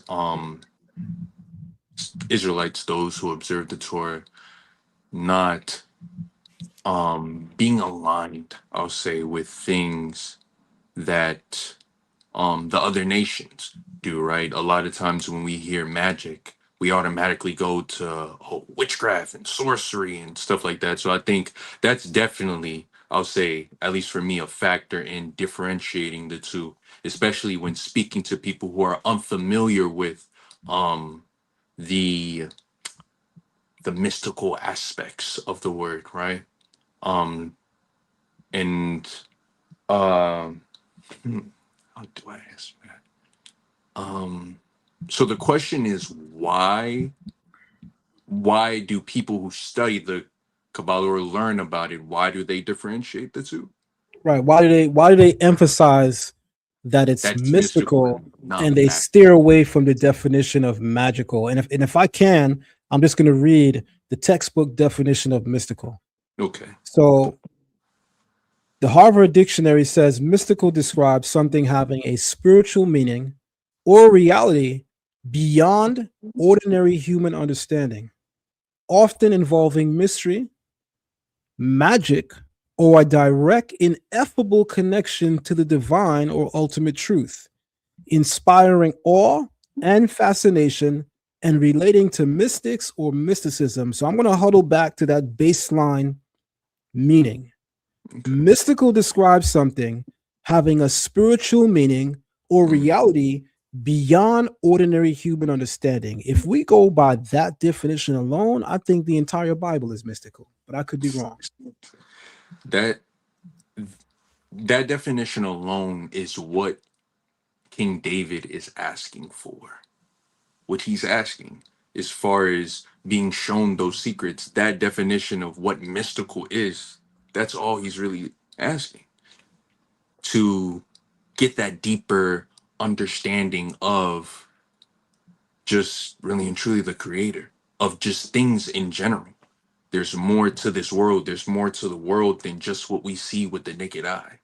So that's where the mystical aspect comes in. But then with magical, like I was saying before, trying to separate, build a separation and differentiate what we do or practice or learn versus what the Gentiles, the nations do. I think magic would lean more towards the illusions with an I, illusions and manipulation of certain things for not so good purposes. Whereas mystical, getting that more deeper spiritual understanding, and I'm gonna put a word out there that people might be a little about the occult, if you That's will. right. That's right. So yeah, My, so my, there's my a way big of my way of difference. looking at it is very similar to yours. And what I would say with regard to that question is that which is mystical is directly connected to the divine, the creator. So even Bob Marley has a song, Natural Mystic, right? There's a natural mystic floating through the air. Mm, If you listen carefully now, you can hear, right? That which is mystical is by definition interconnected with the divine. That which is magic supplants, surmises, or suggests human innovation and human ingenuity. What we see the prophets doing in the Bible, it's not magic. It's mysticism. It's mystical because it's directly connected to those secret and esoteric areas of understanding the relationship between natural phenomena that exist in the physical world and phenomena that is outside or greater or beyond the physical realm, right? Which our prophets tapped into. Whereas magic now is, as you said, someone playing a trick, someone playing a game. To some extent, to some measure, there might even be some science involved in what they're doing. To some extent, to some measure, they may in fact be influenced by that which is mystical. But the difference between magic and mysticism is that magic is human ingenuity. Mysticism is a direct relation with the divine and a person moving as being orchestrated by the divine. So the prophets would perform things that to the observer is magical, but in context, it's mystical because it is of the divine. The divine is orchestrating this power that runs within them, as opposed to someone studying magic and is able to temporarily put a veil over your eyes in order to produce a certain wonder or a certain miracle. Magic, in other words, always involves a level of illusion, a level of deception. There is no deception with regard to that which is mystical, because that which is mystical is directly connected to the divine. It's true. Right? So with that thought on the table, we're talking about Kabbalah, we're talking about the Talmud, we're talking about oral tradition. That leads me to someone, I would say arguably, the most famous historical person, and I did say historical, in the world is arguably Yeshua HaNotzri, who some call Jesus of Nazareth.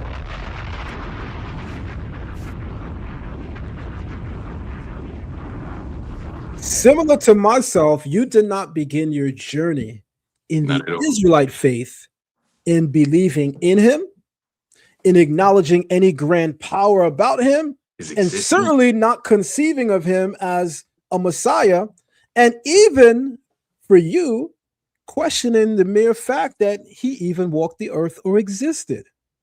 And so the question I'm going to ask you is going to be in that direction, but I just want to lead up and build up with my experience. Okay. I was raised in the Israelite community at a very early age, 14. You know, when you're real young, you start saying at a half and a half. You ain't gonna never hear nobody older say I'm 42 and a half. So y'all youngins, enjoy that half talk when it comes to your age while it lasts. Because the moment you hit your 30s, I'm just 31. In fact, the moment you hit those years, you start counting backwards. No, I'm not 30, I'm 28. When you're young, you always want to be old. When you're older, you always want to be younger. The point to learn from this, everybody, is nobody wants to be who they are. That's right? true. That's the point. But watch this. So I came into this way of life at 14 and a half. And the year is 1994. And the month is February. And a family consisting of the father, whose name is Crown Prince Zerishadai, the mother, whose name is Princess Shekinah, and then their daughters, right? And their sons particularly being those that was used to bring me into this way of life. I'm talking about Prince Kemuel. I'm talking about Prince Banahu. I'm talking about Prince Akiva, all sons of Princess Shekinah and Crown Prince Zerishadai. And whenever I have the opportunity to speak of this family and their impact on my life, there's just no way for me to escape emotions because they have effectively changed the course of my life with the way in which they impacted my knowledge base in 1994.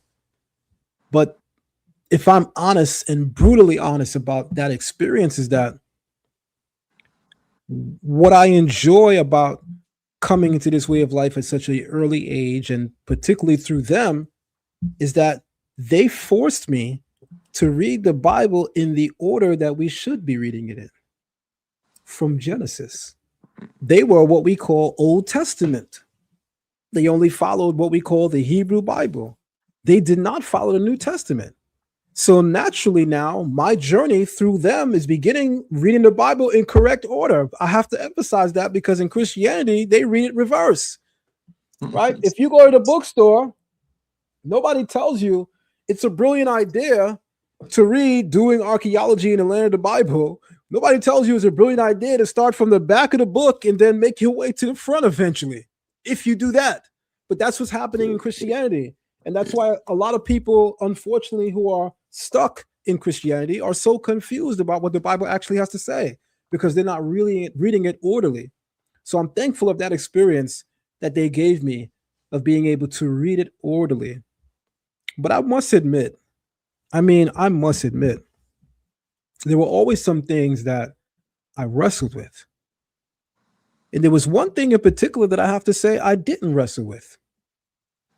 And that is the historicity of Jesus, him being a historical character. I had always believed that he was historical. And later on in my teenage years, I was able to confirm that belief in history.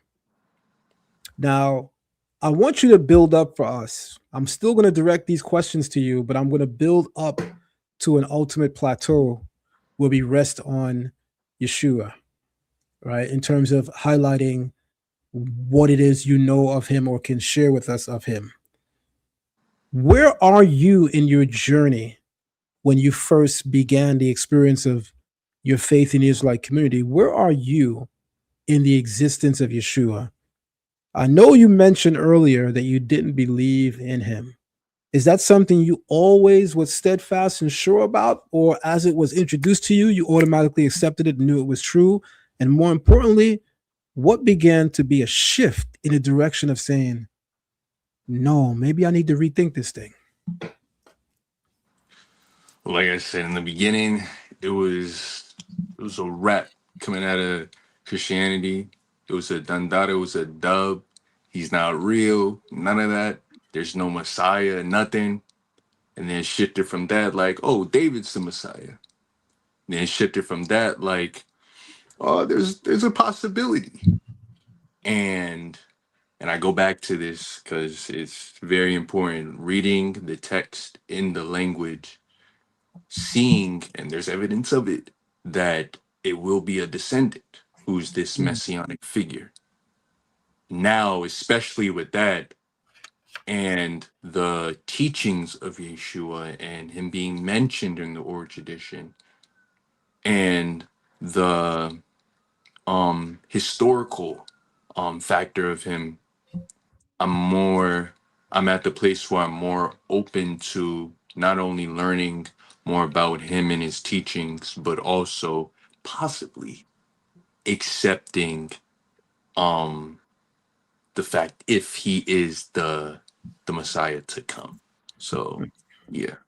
Excellent points. You know, if I was speaking to somebody that is completely against the notion that Jesus was a historical character, the first thing I would ask them is, have you read through any historical work that states that he is historical?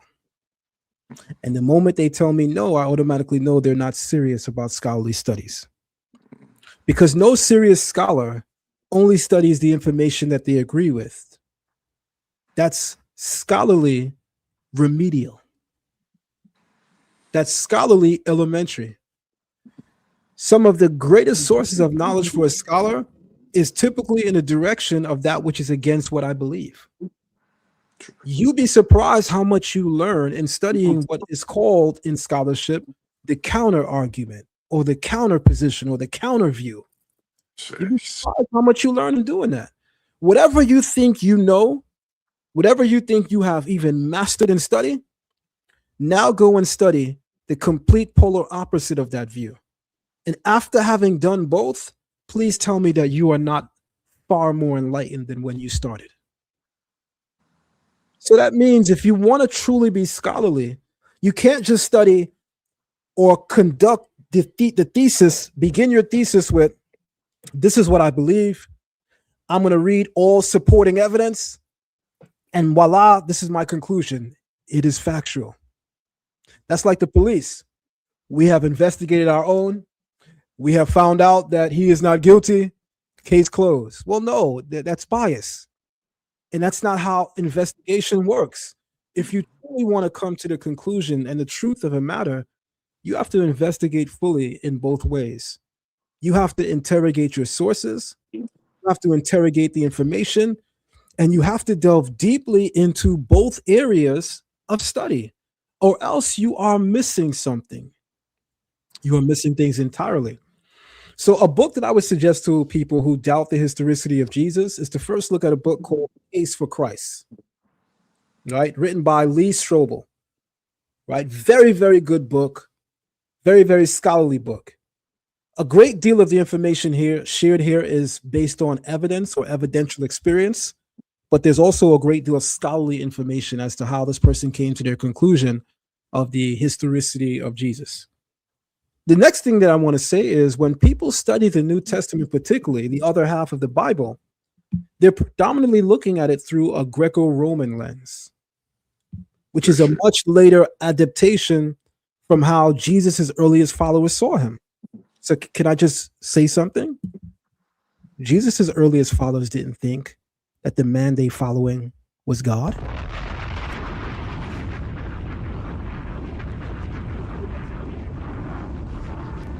By the Roman Catholic Church. That's not to say that there weren't thoughts, that there weren't small sects that come just after the death of Yeshua, where people are questioning and asking how to see the nature of the Messiah, how to see the nature of Jesus. And someone may have said, well, is he possibly divine based on these things? That's not negating that, but it certainly wasn't the status quo. It certainly wasn't the modus operandi, how the great majority and vastness of people saw him. The earliest followers of the Jesus movement, as it were, the Nazarene sect, as they're known in history, they saw him as an ordinary man inspired by God to do something extraordinary in this world. Can I say that again? They saw him as an ordinary man inspired by God to do something extraordinary in this world. By that definition, they saw him by what the Hebrew Bible calls in Hebrew Mashiach. They saw him as a Messiah. Yeah. And so our problem is for people who reject Jesus in full, they say, oh, you want to give me JC. I'm going to hit you with the rhetoric. I don't want to follow JC. They don't want to say his name because the Bible says that the names of the gods of others shall not be caused to be heard from your mouth. So that justifies several in the Israelite community to say, I'm not even going to say his name because there are a segment of people that worship him as God. So I'm just going to say JC. But when you listen to them teach, they're going to say that Baal is not a god. I thought you wasn't supposed to mention the name of gods out your mouth, homeboy.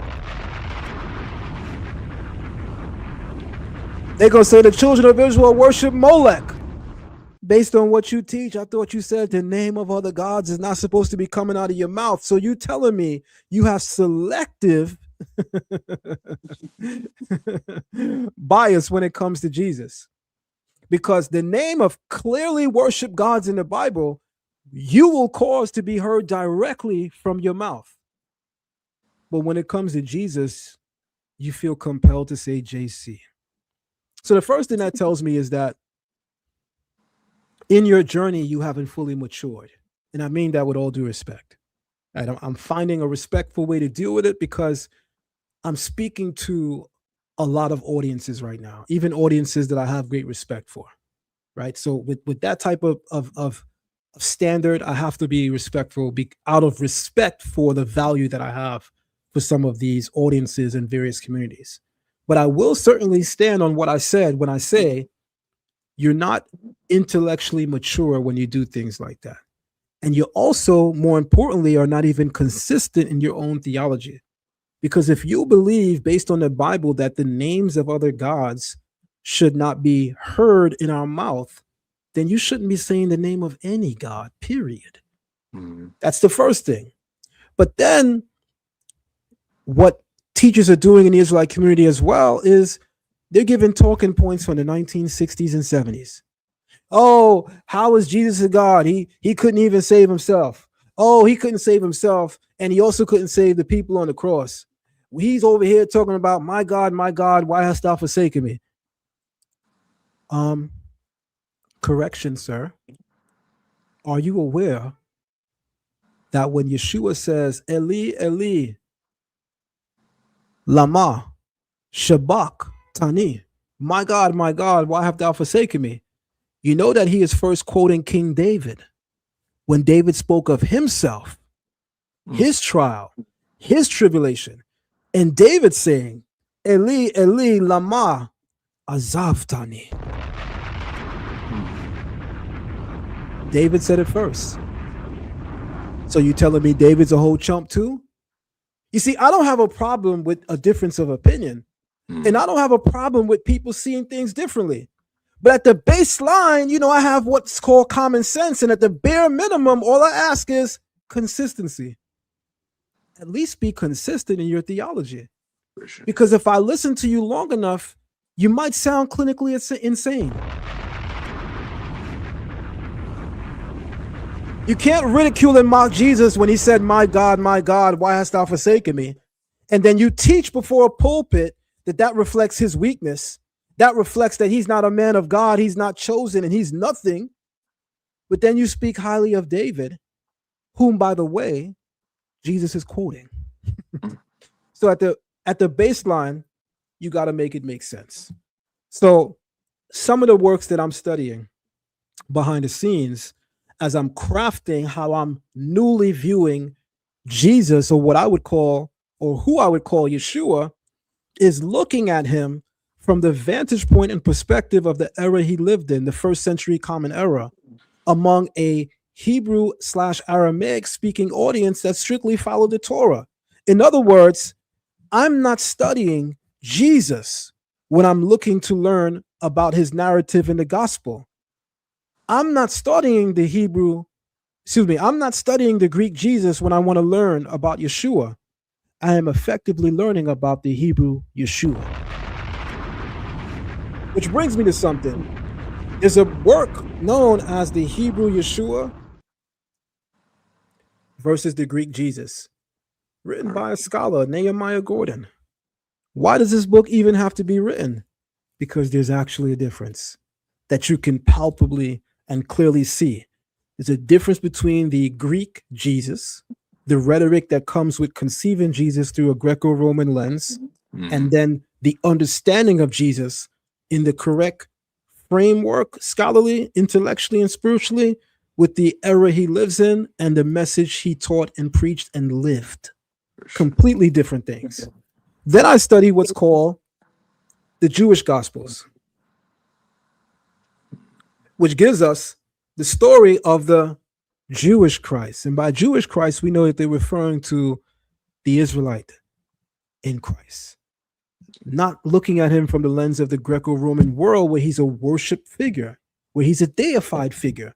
The original followers of Yeshua did not deify him. They did not worship him. They saw him as an ordinary man inspired by God to do extraordinary things. By that definition, they effectively saw him as a Mashiach.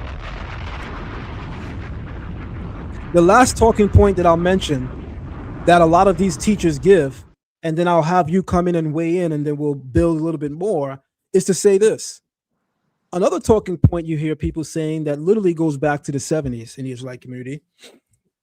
Even when you open the New Testament, tells you in the first page, it's the according to the Greek version.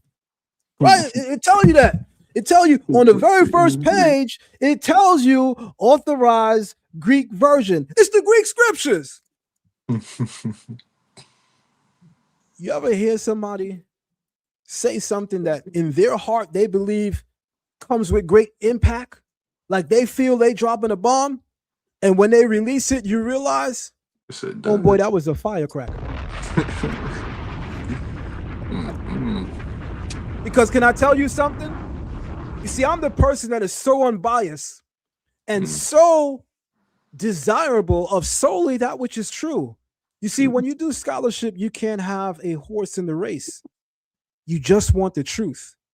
When you do scholarship, you can't just say, this is what I believe, and I'm going to study everything that supports it because this is what I believe. That's not truth. When you are truly in search of the truth, that means you have no horse in the race. Wherever the truth uncovers and reveals, then that is what you hold fast to. Because at the end of the day, in our journey towards God, we should first be pursuers of truth. And wherever that takes us, that's where we should land. That's important.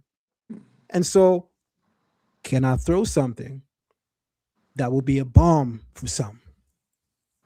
Sure. The same Israelite teachers that will ridicule the New Testament and will tell you, it tells you on the very first page, the introduction, according to the Greek scriptures, the authorized Greek version, it's the Greek scriptures. Newsflash, Israelite teachers. Do you know what is the oldest Hebrew Bible in existence? Are you telling me that's Hebrew? Are you not aware, sir? Sir, are you not aware that the oldest version of the Hebrew Bible that we have is the Greek Septuagint? Yep. That would effectively mean that the very Bible you go by, sir, It's the Greek. It's the Greek scriptures.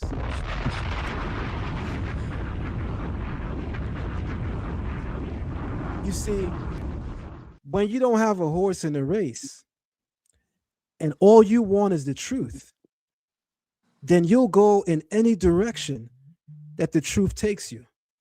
But when you have a horse in the race, a vested interest in a thing turning out a certain way, then what will happen is you will continue to throw firecrackers expecting a bomb when, homeboy, the reality is you barely threw a firecracker. Only the truth can bring forth a bomb. On that point, Nasi MikaYah, question for you. In your opinion, in what ways is the study of the New Testament meaningful towards unpacking the Word of God?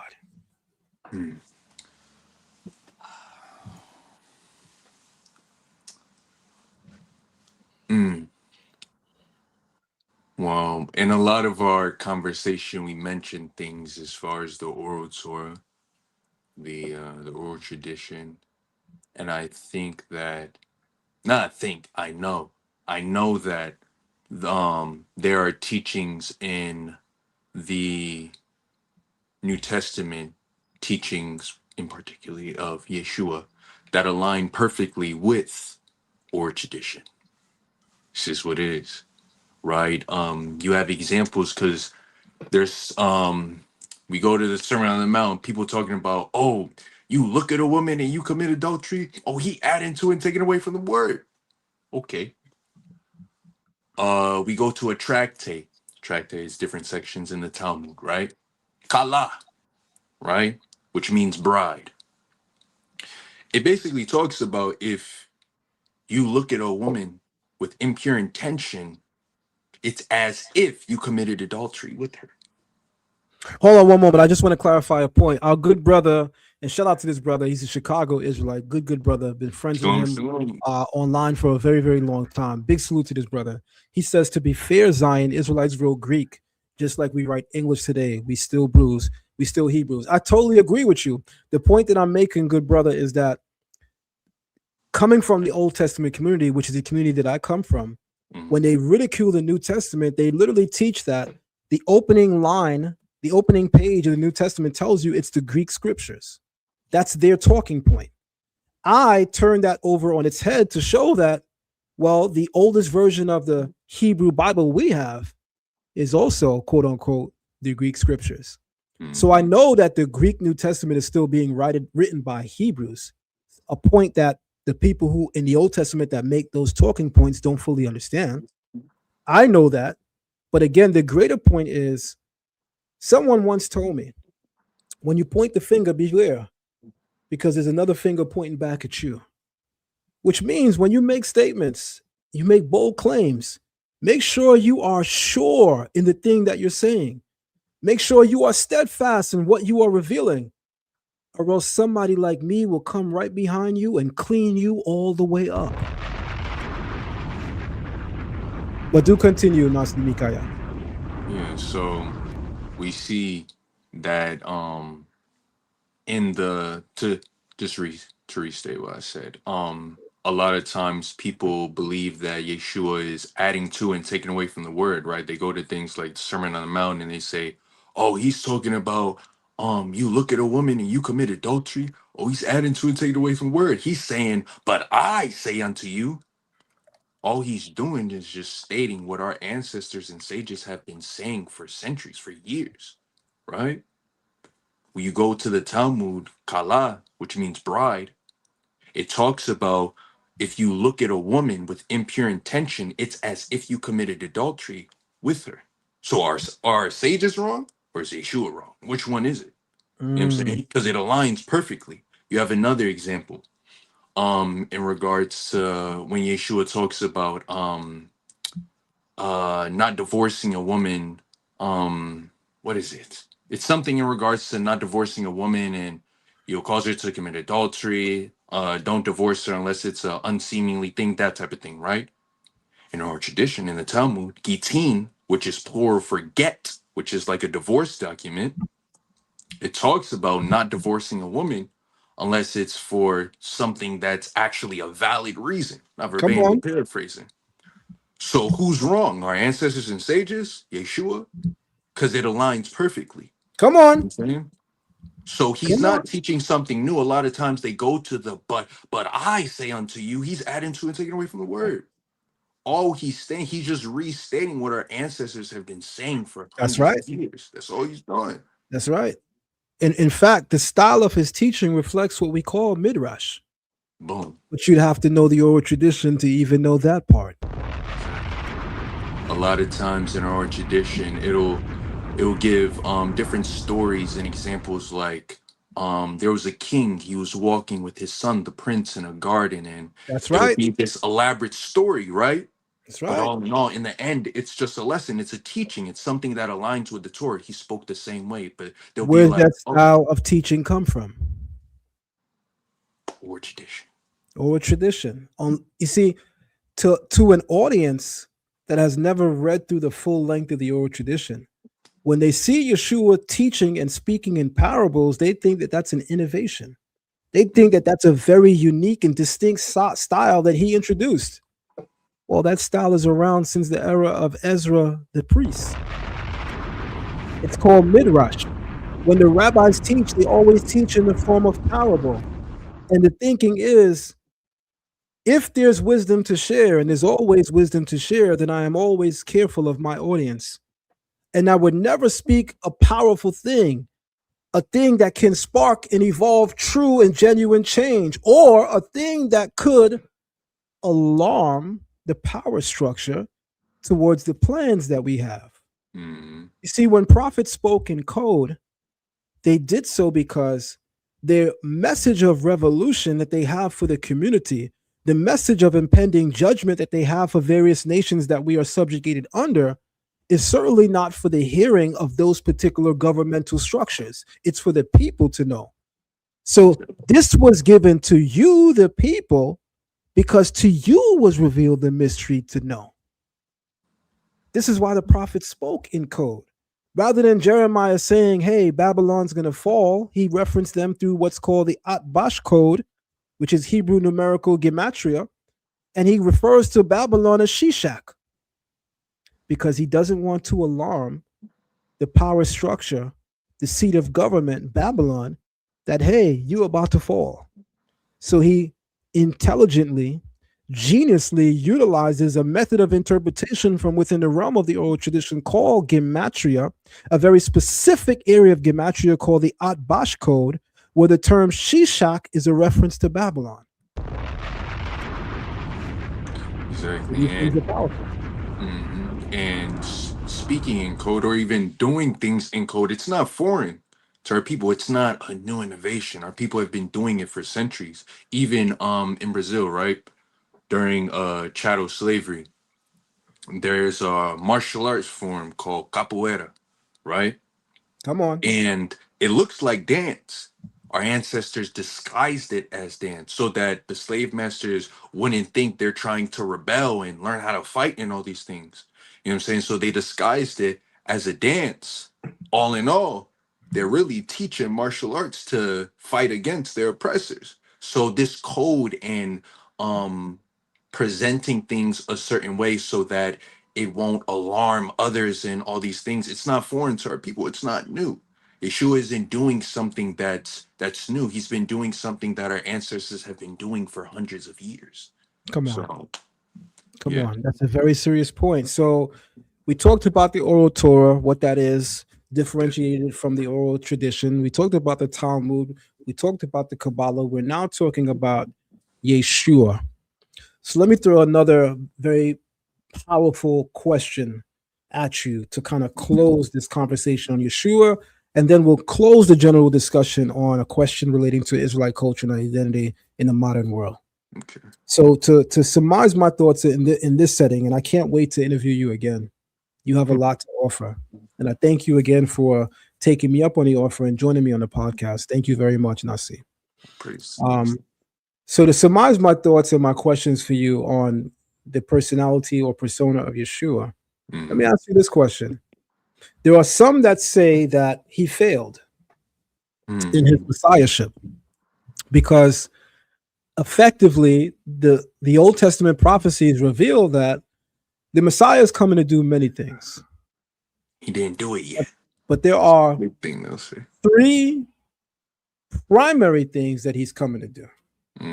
Of those 3 things, I could possibly say in this order are to judge the nations, to gather in the exile hosts of the children of Israel from the 4 corners of the world, from whence the Bible says they are scattered to, and to spawn the rebuilding of the 3rd temple. So because Yeshua, Jesus, did not judge the nations, he did not gather in the exile hosts of the children of Israel. In fact, we hadn't gone into exile yet in his period, fully as a nation. Only the 10 tribes went into exile in his lifetime, but all the tribes weren't ousted out the land. And then he did not spawn the rebuilding of the 3rd temple, of which during his lifetime, the Second Temple still stood. So rightfully so, I'm going to admit, many people would agree, many people would say that he failed. But I have a question for you. I consider you as one of those people that are not content with thinking and seeing the world as everyone else does. One of the things that I really appreciate, value, and admire about your way of thinking is your ability to do what people say is to think outside the box, to challenge yourself. That's how I've seen you. And I've seen a great deal of your growth come from that sphere of thinking where you challenge yourself. So I'll ask you this last question about Yeshua. In light of what was just set down, that his failure is attributed to him not doing any of those things, what's problematic, if anything, being problematic about that thinking at all? The people that believe he failed because he did none of those things, judge the nations, gather in the exile hosts, spawn the rebuilding of the 3rd temple, is there anything problematic about that statement in potential or directly? I think that I'll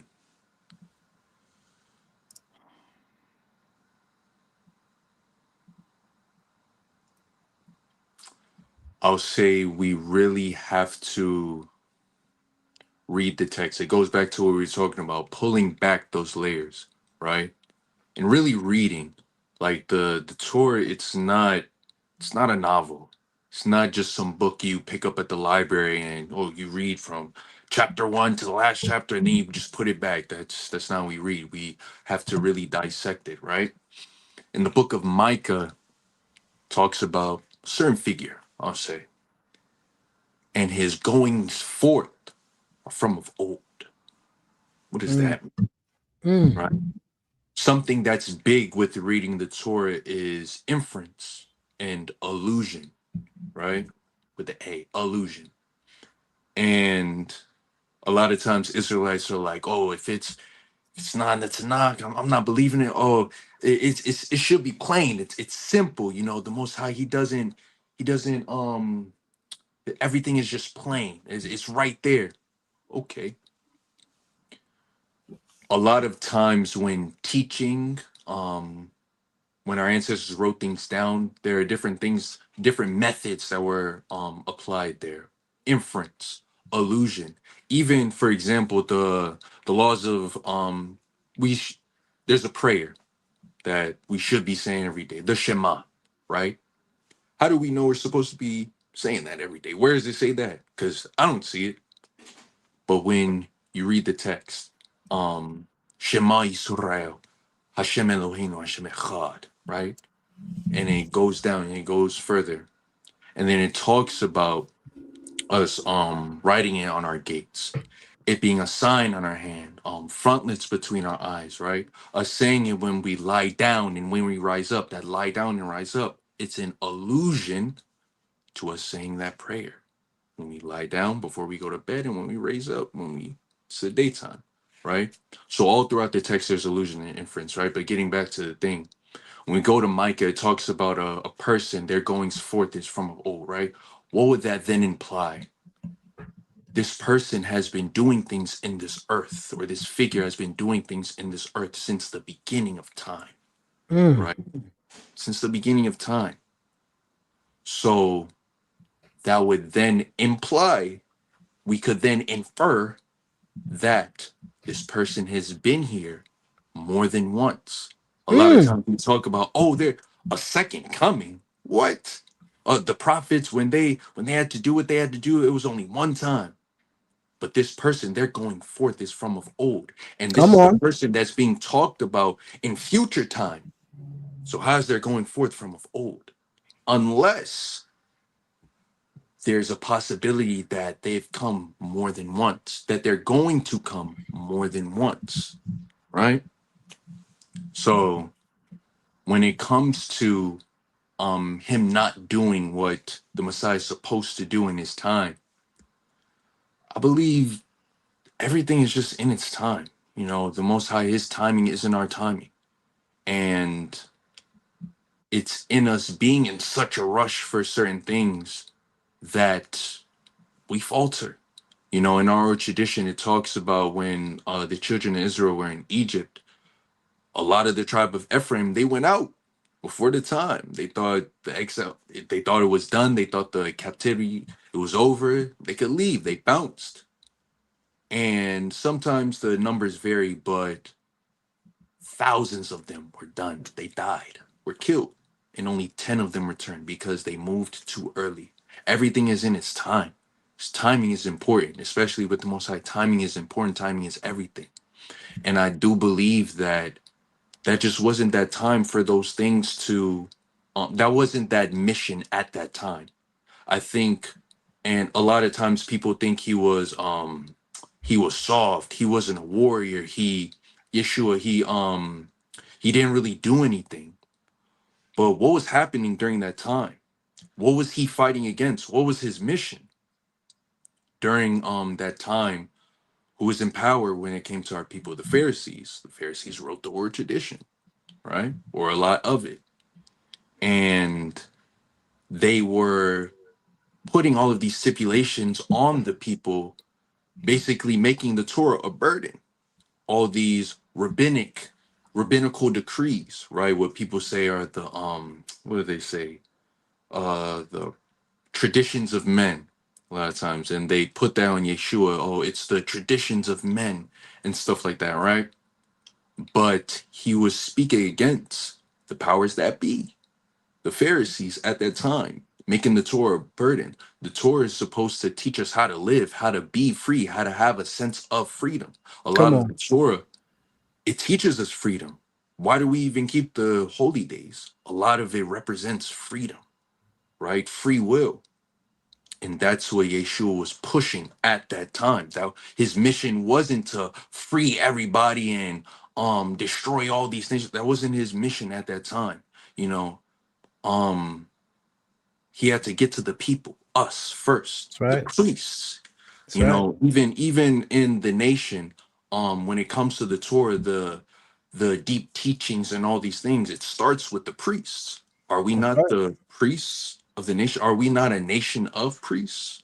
Right? He had to Right. speak to the priests first. He had to speak to the people first before he reached out to everybody else. So all in all, I just think that timing was important. That just wasn't that time for those things that the Messiah is meant to do. So if he is that figure, that just wasn't the time. His time, that mission was to speak to the people, for us to come out of the ways of the Gentiles, for us to come out of the takanot, the rabbinical decrees, and to really just do this law, because the nations are looking at us, That's right. right? We speak of Paul and all of them, and as far as the Gentiles, but should that not be our mission? That's Last right. time I checked, the Torah wasn't just for us. There's one Torah for us and for the stranger. What does that then imply? The Torah is for everybody, but it starts with us. And that was That's his right. mission, to get to the people, to get to the priests, to get to Israel, then children of Israel, right? So, yeah, I just don't think that what we speak of the Messiah doing in the future, I just don't think that was that time. Yeah, I think his mission at that time was to speak to the children of Israel. So I think his mission was. All right. What I would add to that point, and I think this makes his story that much more revelatory towards what he actually came to do. Mhm. When you look at the biblical description of the Messiah and the ultimate messianic redeeming figure, there's a divide and there's a split. In the book of Zechariah, there's an allusion to a messianic figure that's being killed. And the Bible says that the people shall mourn for him like the mourning of an only son. In the book of Isaiah, infamously, Isaiah 53, Mhm. there was certainly a messianic figure that is described as giving his life as a sacrifice for the sake of the people's sins. And so that through his death, we, the people, should live. That is clearly spelled out in Isaiah 53, that there would be someone so incredible in character, having the ability to take on the sins of the entire multitude of the entire populace in order that his death would give us life. That is literally touted in Isaiah chapter 53, the entirety of the chapter. Mhm. And what I want to say about that is interesting. The last question I was going to ask you is relative to Israelite culture and identity today, but it actually ties into the point that I wish to make right now. We just celebrated Martin Luther King Jr. Day, right, in the month of January. And many of us wish there was a Malcolm X Day. Many of us wish there was a Marcus Garvey Day. But here's my point. As deeply spiritual people who in part reject the idea that a man can die so that the advancement of the community could further, don't we have a template of that even in modern history?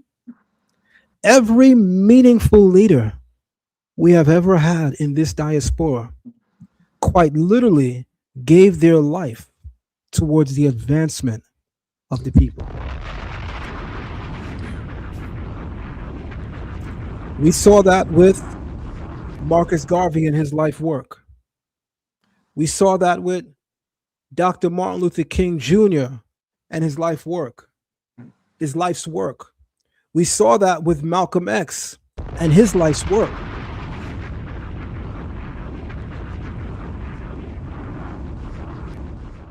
We saw that with Fred Hampton. Just thinking of him. the Black Panther Party movement. Yeah. And we continue to see it to this day. Outstanding characters that stood up for right in the face of oppression, that literally gave their life towards the advancement of our people. And we who observe those things, the sacrifice of Nat Turner, we who observe those things, the sacrifice of all of the amazing and prolific leaders that we have ever had, we celebrate them. And we note that had not their death occurred in the way in which it occurred, we would not have seen various advancements for our culture and for our people. But in the same token, in the same breath, we actually fix our face. We actually do. To say that all of that could be true. But with regard to Jesus, Yeshua, it just can't be true. Well, let me leave everybody with something to think about. Yeshua led the charge on giving your life as a ransom for the people. Yeshua led the charge on, if need be, I will die so that the people can live. Yeshua led the charge that far be it that the people should die, far be it that whatever the people are doing should bring them to an end, I will stand in the breach. I will take on the fire so that the people will live. Well, no matter what side of the spectrum or totem pole that you're on, we're all believing in and we're all reading Isaiah 53. Verses 3 and verses 4 and 5 are speaking of a person that takes on the sins of the masses of people, taking on their iniquities, that they should live. On that note, Nasi MikaYah, close us out with some words of encouragement for the future direction of Israelite culture and identity. If we are using the Bible correctly, if we are to use the Bible correctly, what way should that be? And what will that say for the future of Israelite culture and identity when used correctly? The Bible, that is. I say the most important thing is to do. You know, it's not enough to just know. It's not enough to just gain wisdom. It's not enough to just gain understanding. We have to have that application, that knowledge. You know, knowledge, we think, or at least we're taught that it's the amassing of all this information, but it's wrong. You know, knowledge, as far as the English, it's a Germanic term. Know, ledge, or ledge, right? To know, then ledge, apply. To apply that which you know. Same thing with the Hebrew word, da'at, right? Just to apply what you know. So I think that the most important thing in us learning, in us being under these teachers, in us continuing to read this word and pray and seek more wisdom and understanding, do. Learn that which is right and do. It's not enough to just know. We have to apply this thing because it's in our application that we'll be free. And I feel that the redemption will soon come. So, All right. yep. All right. Well, I thank God for your life. And I thank the Almighty for your family. I pray that you continue to increase your knowledge, but more importantly, I pray that you continue to get the knowledge that will increase your application. Yes, I know that the Creator's hand is over you and over your family, and I pray that He continue to guide, bless, and keep you. And what I want to say to you, good brother, we have a moment now publicly where I can say things that I say privately to you. You are the future now. You are what's needed right now. You know, there's a lot of us that have been around for a while that are continuing to do work, but with all due respect, the work is vast and the work is great, and it certainly won't be done by any one person. The Bible says to the youth strength and to the older generation, or to the eldership, wisdom. But if work is to be done, we have to combine strength with wisdom. There's some elders that have strength. There's some youth that have wisdom. There are some that have both. You, my good brother, you got both. You are the future now. You are that next generation now. And I pray the Almighty place his hand upon you to help to lead the charge. Thank you very much, good brother. If there's any words that you want to share to close out this segment, the floor is all yours. Well, first and foremost, all esteem, praise to the Most High. I have to give him that glory. I wouldn't be able to walk this journey, to open my eyes, all those things without him. I haven't had the perfect life, but I've had the life that I needed, the lessons that I've needed. And in all of my choices, I'm thankful that the Most High has led me to this spot that I'm in now, being able to continue to learn, being able to just continue to do his Torah, to be able to be kind to others, to live righteously, treating our neighbor how we desire to be treated. That's the Torah. And the rest is commentary. So, yeah. And I'll say, if people are struggling in their journey, just continue to push and persevere. I think that religion taught us that once you follow a certain way of life, everything's just supposed to be easy. Everything's just sunshine and rainbows, and that's not the case. There's always going to be tests and trials. So one of the greatest of us, Avraham, he had tests, he had trials, but the Most High still called him and told him, walk with me and be thou perfect. So in this life, in our struggles, in the different trials that we have, I just say, just continue to walk with the Most High and strive to be perfect. So, all right. I thank you for that. I appreciate that. While you're here, I want to announce something that even you are aware of, that is going to be happening tonight at Learn Torah Hebrew Academy. And what is that thing that's happening tonight at Learn Torah Hebrew Academy? Well, family, join us tonight on patreon.com/Learn Torah. We're going to be delving deeply into all of the controversial teachings in the Talmud.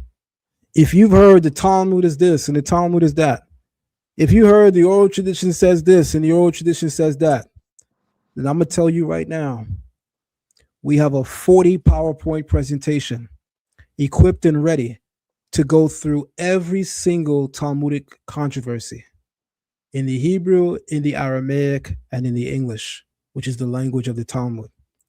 Anything that you've heard that the Talmud says that is disparaging, that the Talmud says that is problematic, I can tell you right now, you've never actually went to the Talmud and read that yourself. That's facts. You've never seen that in the actual writing of the Talmud. What happens is, similar to the English Bible, people are basing their disdain for things based on incorrect interpretation and incorrect revisions. Whenever the European has his hand on our history and our culture, he turns and he twists it towards his advancement. He turns and he twists it towards his benefit. The Bible speaks of our skin as being desirable and beautiful. In several Jewish European writings, the converse is said. But someone convinced many of you that the Talmud shouldn't be read because it says this, and the Talmud shouldn't be read because it says that. Well, I got something for you. Anything you heard that's offensive, oppressive, racist, pedophilia, anything you've heard that the Talmud says, join Learn Torah Hebrew Academy tonight at patreon.com/Learn Torah. Bring your best scholars and your best teachers. Bring every single claim you've ever heard. and let's get it on. Yes, On that sir. note, Nasi MikaYah, has been an honor. It's been a pleasure.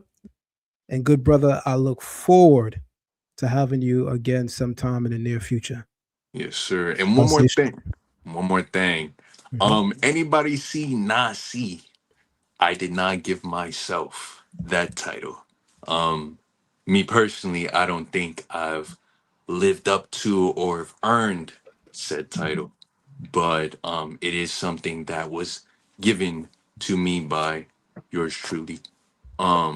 So I'll say it's something that I'm striving to embody. I'll say that because I don't want anybody looking at me like, nah, see, Prince, what? Nah, right. I ain't put it on myself. You know, there's this aura of gatekeeping things. Oh, who made you Prince and who made you that? You know, sometimes you hear that rhetoric. You know, I've heard in the Israelite community that you can't be a prince unless this person made you, and you can't be a prince unless it was sanctioned by this body. So, you know, I'm not the smartest person in the world, but, you know, as always, I just got questions. The first Israelite in this country with the title prince, who made them a prince?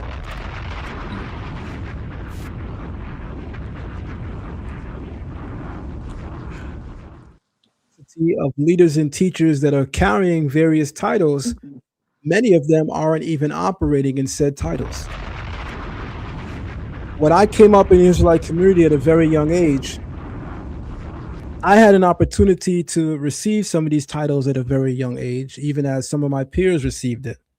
There were people that were made prince in their teenage years. There were people who were made chief men in their teenage years. I was told, if I could have a brutally honest moment with you guys, that I fit every single necessary criteria to be recognized as a prince. And in the year 1996, I was approached with the notion that that title could be placed upon me. But I was also told that because I shaved my beard, which really means I shaped it up, because I shape up my beard, and that was seen by many as being against the law, that I wouldn't receive that title. So there were people now that didn't shape up or line up their beard, that were my peers, were the same age, that received that title. And can I tell you something? None of them are operating in that title today. None of them are around today. You seen so-and-so? Nope. When's the last time you heard from so-and-so? Nope. Oh, he locked up again? Yup. Do he keep law? Nope. 90% of the people I saw become chief men and princes in the Israelite community coming up in the 90s, 95% of them are outside in the street, far removed from the culture of Torah. So I say this with the utmost honesty and even the utmost humility. You are not a chief man and a prince because simply someone made you that and acknowledged you that. You are a chief man and a prince because you are the lived experience and expression of that. And if given enough time, journey, and experience and consistency, you will continue to be a lived expression of that thing. So while there were some vested interests in seeing to it that I didn't get various titles, I was fine with that. I finally received a title circa 2015, and that title was to call me chief.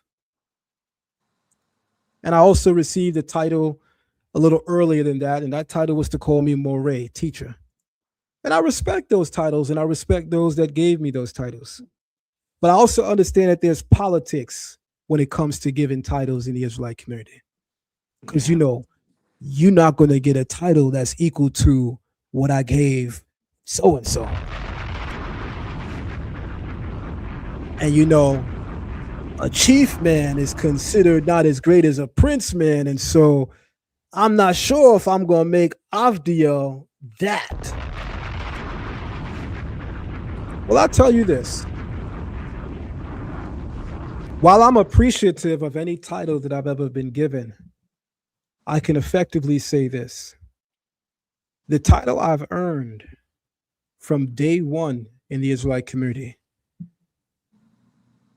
Till this day is a servant of God.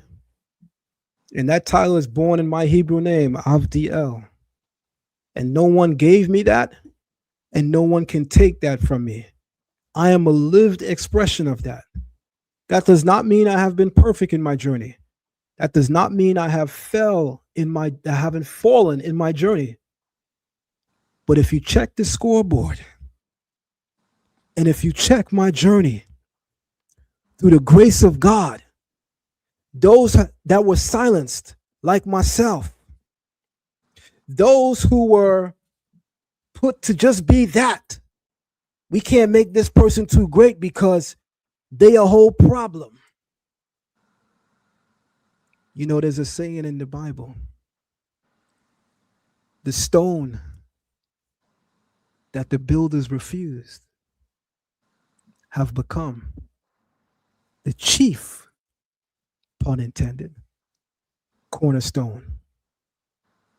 More than a man can name you, more than a man can recognize and acknowledge you, your work before the eyes of God and man will always stand taller than anything that anyone says about you.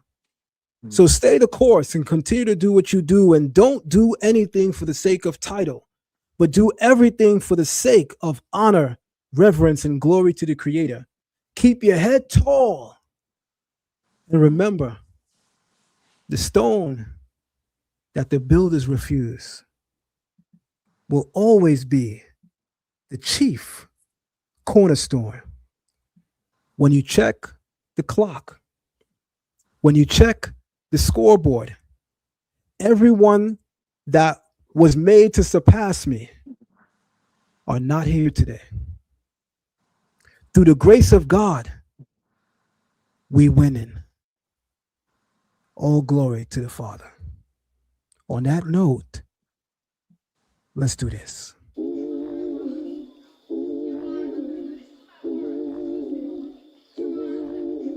Send you the first. Send you the first. We going out. Out. Send you the first. Send you the first. We going out. Preset, if you scared, then go home. And no, we ain't saying it twice. Cause once you get into this war zone, it's either your life or their life. And we ain't about losing before an intrusion. We gotta make sure we right. So we send praise and seek his face. Then we load up at his on site. What you thought it was, it's not. Don't wanna see us on your block. Yelling hallelujah, trying to tell y'all that victory is sure shot. We serve y'all Zah by O, and in this army of hosts, yeah, Yahoo the lead. True indeed, in his name we both gone. Send you the first. Send you the first. We going out. Out. Send you the first. Send you the first. We going out. Torch fire, flags in the street. Sing louder, kick up the beat. All them enemy feet get delete when we cray in the street. Drew to drop them knee. Who got the praise for days? Who are the what can't face? Made for praise, spit prophecy. We be that anointed royalty. I said we came. Hey. The bar Hamayim number 2, that's on replay. Yeah, we gon' bust them walls, mash up, and be on our way. Yeah, to the nations we proclaim his Kudash name. Yahuwah, Yahuwah, Yah, Yah. Send you the first. Send you the first. We going out. Out. Send you the first. You said. Send you the first. We going out. From Simeon to Benjamin, we need every man out here standing. Got sisters home and they praying while they brothers in the field slaying. Slaying demons in sorrow. Hamashiach, we do follow. Sword the truth, we loud no mute. We lenders out here, we know no borrow. Jacob's seed is undefeated when y'all's greeted with praise and leads us through a war without a grievance. Till the win is completed, then we return with our pieces. Peace banger, peace be still with the Rangers. Mighty Morphin, we hang them up the drive, they can hang on, hang on. Let's go. Send you the first. Send you the first. We going. Send you the first. Send you the first. We going. Send you the first. Send you the first. We going out. Out.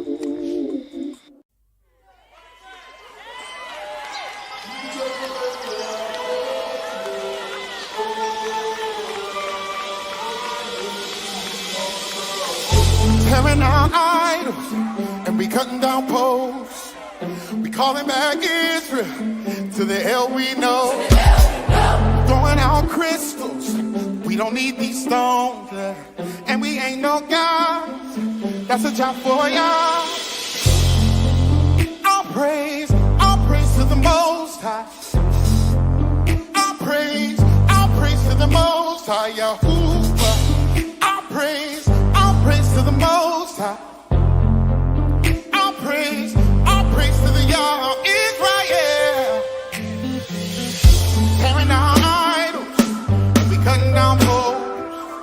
We calling back Israel to the hell we know. We throwing out crystals, we don't need these stones.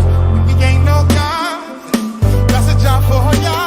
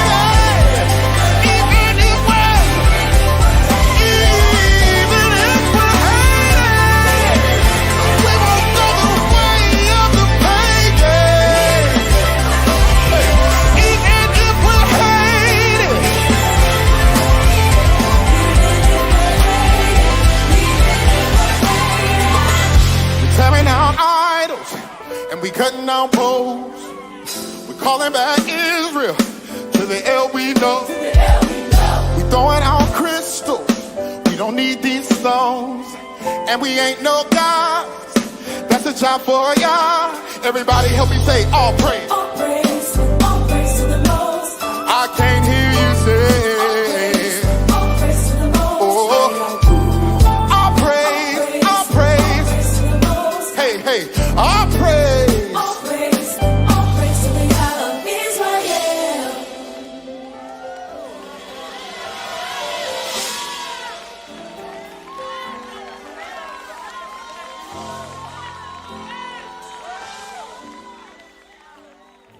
Shalom and welcome to Zion Lexx TV. Be sure to like the video, subscribe, and share the live stream. Become a member of Zion Lexx TV and unlock several hidden features and hidden videos. Also, you can donate to Zion Lexx TV at Cash App $Zion Lexx or via PayPal at zionlex@gmail.com. We also have an online academy entitled Learn Torah Hebrew Academy. Visit us on patreon.com/learntorah.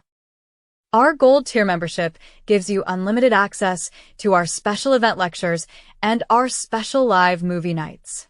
Our Platinum tier gives you unlimited access to our Torah class, Kabbalah class, Patriarchs and Matriarchs of the Covenant classes, as well as understanding the New Testament via the Oral Tradition class. Our Diamond tier gives you unlimited access to all of the previous tiers, as well as our most sought-after class, our Biblical Hebrew course. And finally, our highest tier, our Sapphire tier, gives you unlimited access to all previous tiers, as well as our highly esteemed rabbinical course. Be sure to sign up today and check your tier membership so as to ensure you're getting access to the classes you desire. Thank you for visiting us here at Zion Lexx TV, and now back to our current live stream. Want to take your understanding and perception of the Hebrew Bible to new and exciting heights and depths? Then join us today at Learn Torah Hebrew Academy. We offer a full range of masterly taught and thought-provoking classes and courses in Biblical Hebrew for beginners and advanced students, Torah classes, with specific emphasis on the weekly Torah portion. We also offer Kabbalah classes for beginners and advanced students, affording everyone a deeper and more esoteric understanding of the Bible and Torah. Lastly, we also offer courses in rabbinical and Levitical ministry training, especially designed for those looking to embark upon leadership opportunities in the community. We provide certificates and diplomas for several of our classes. Our online academy meets a couple days a week, and all of our classes are video recorded and for your playback needs. Each class recording comes with a fully digitized AI transcript, documenting everything learned and discussed in each session.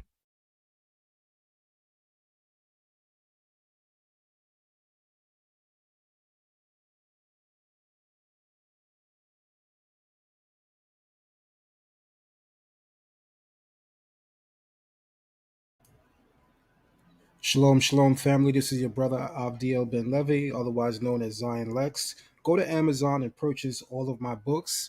Type in my author name, Avdiel Ben Levi, or you can also type in Zion Lexx.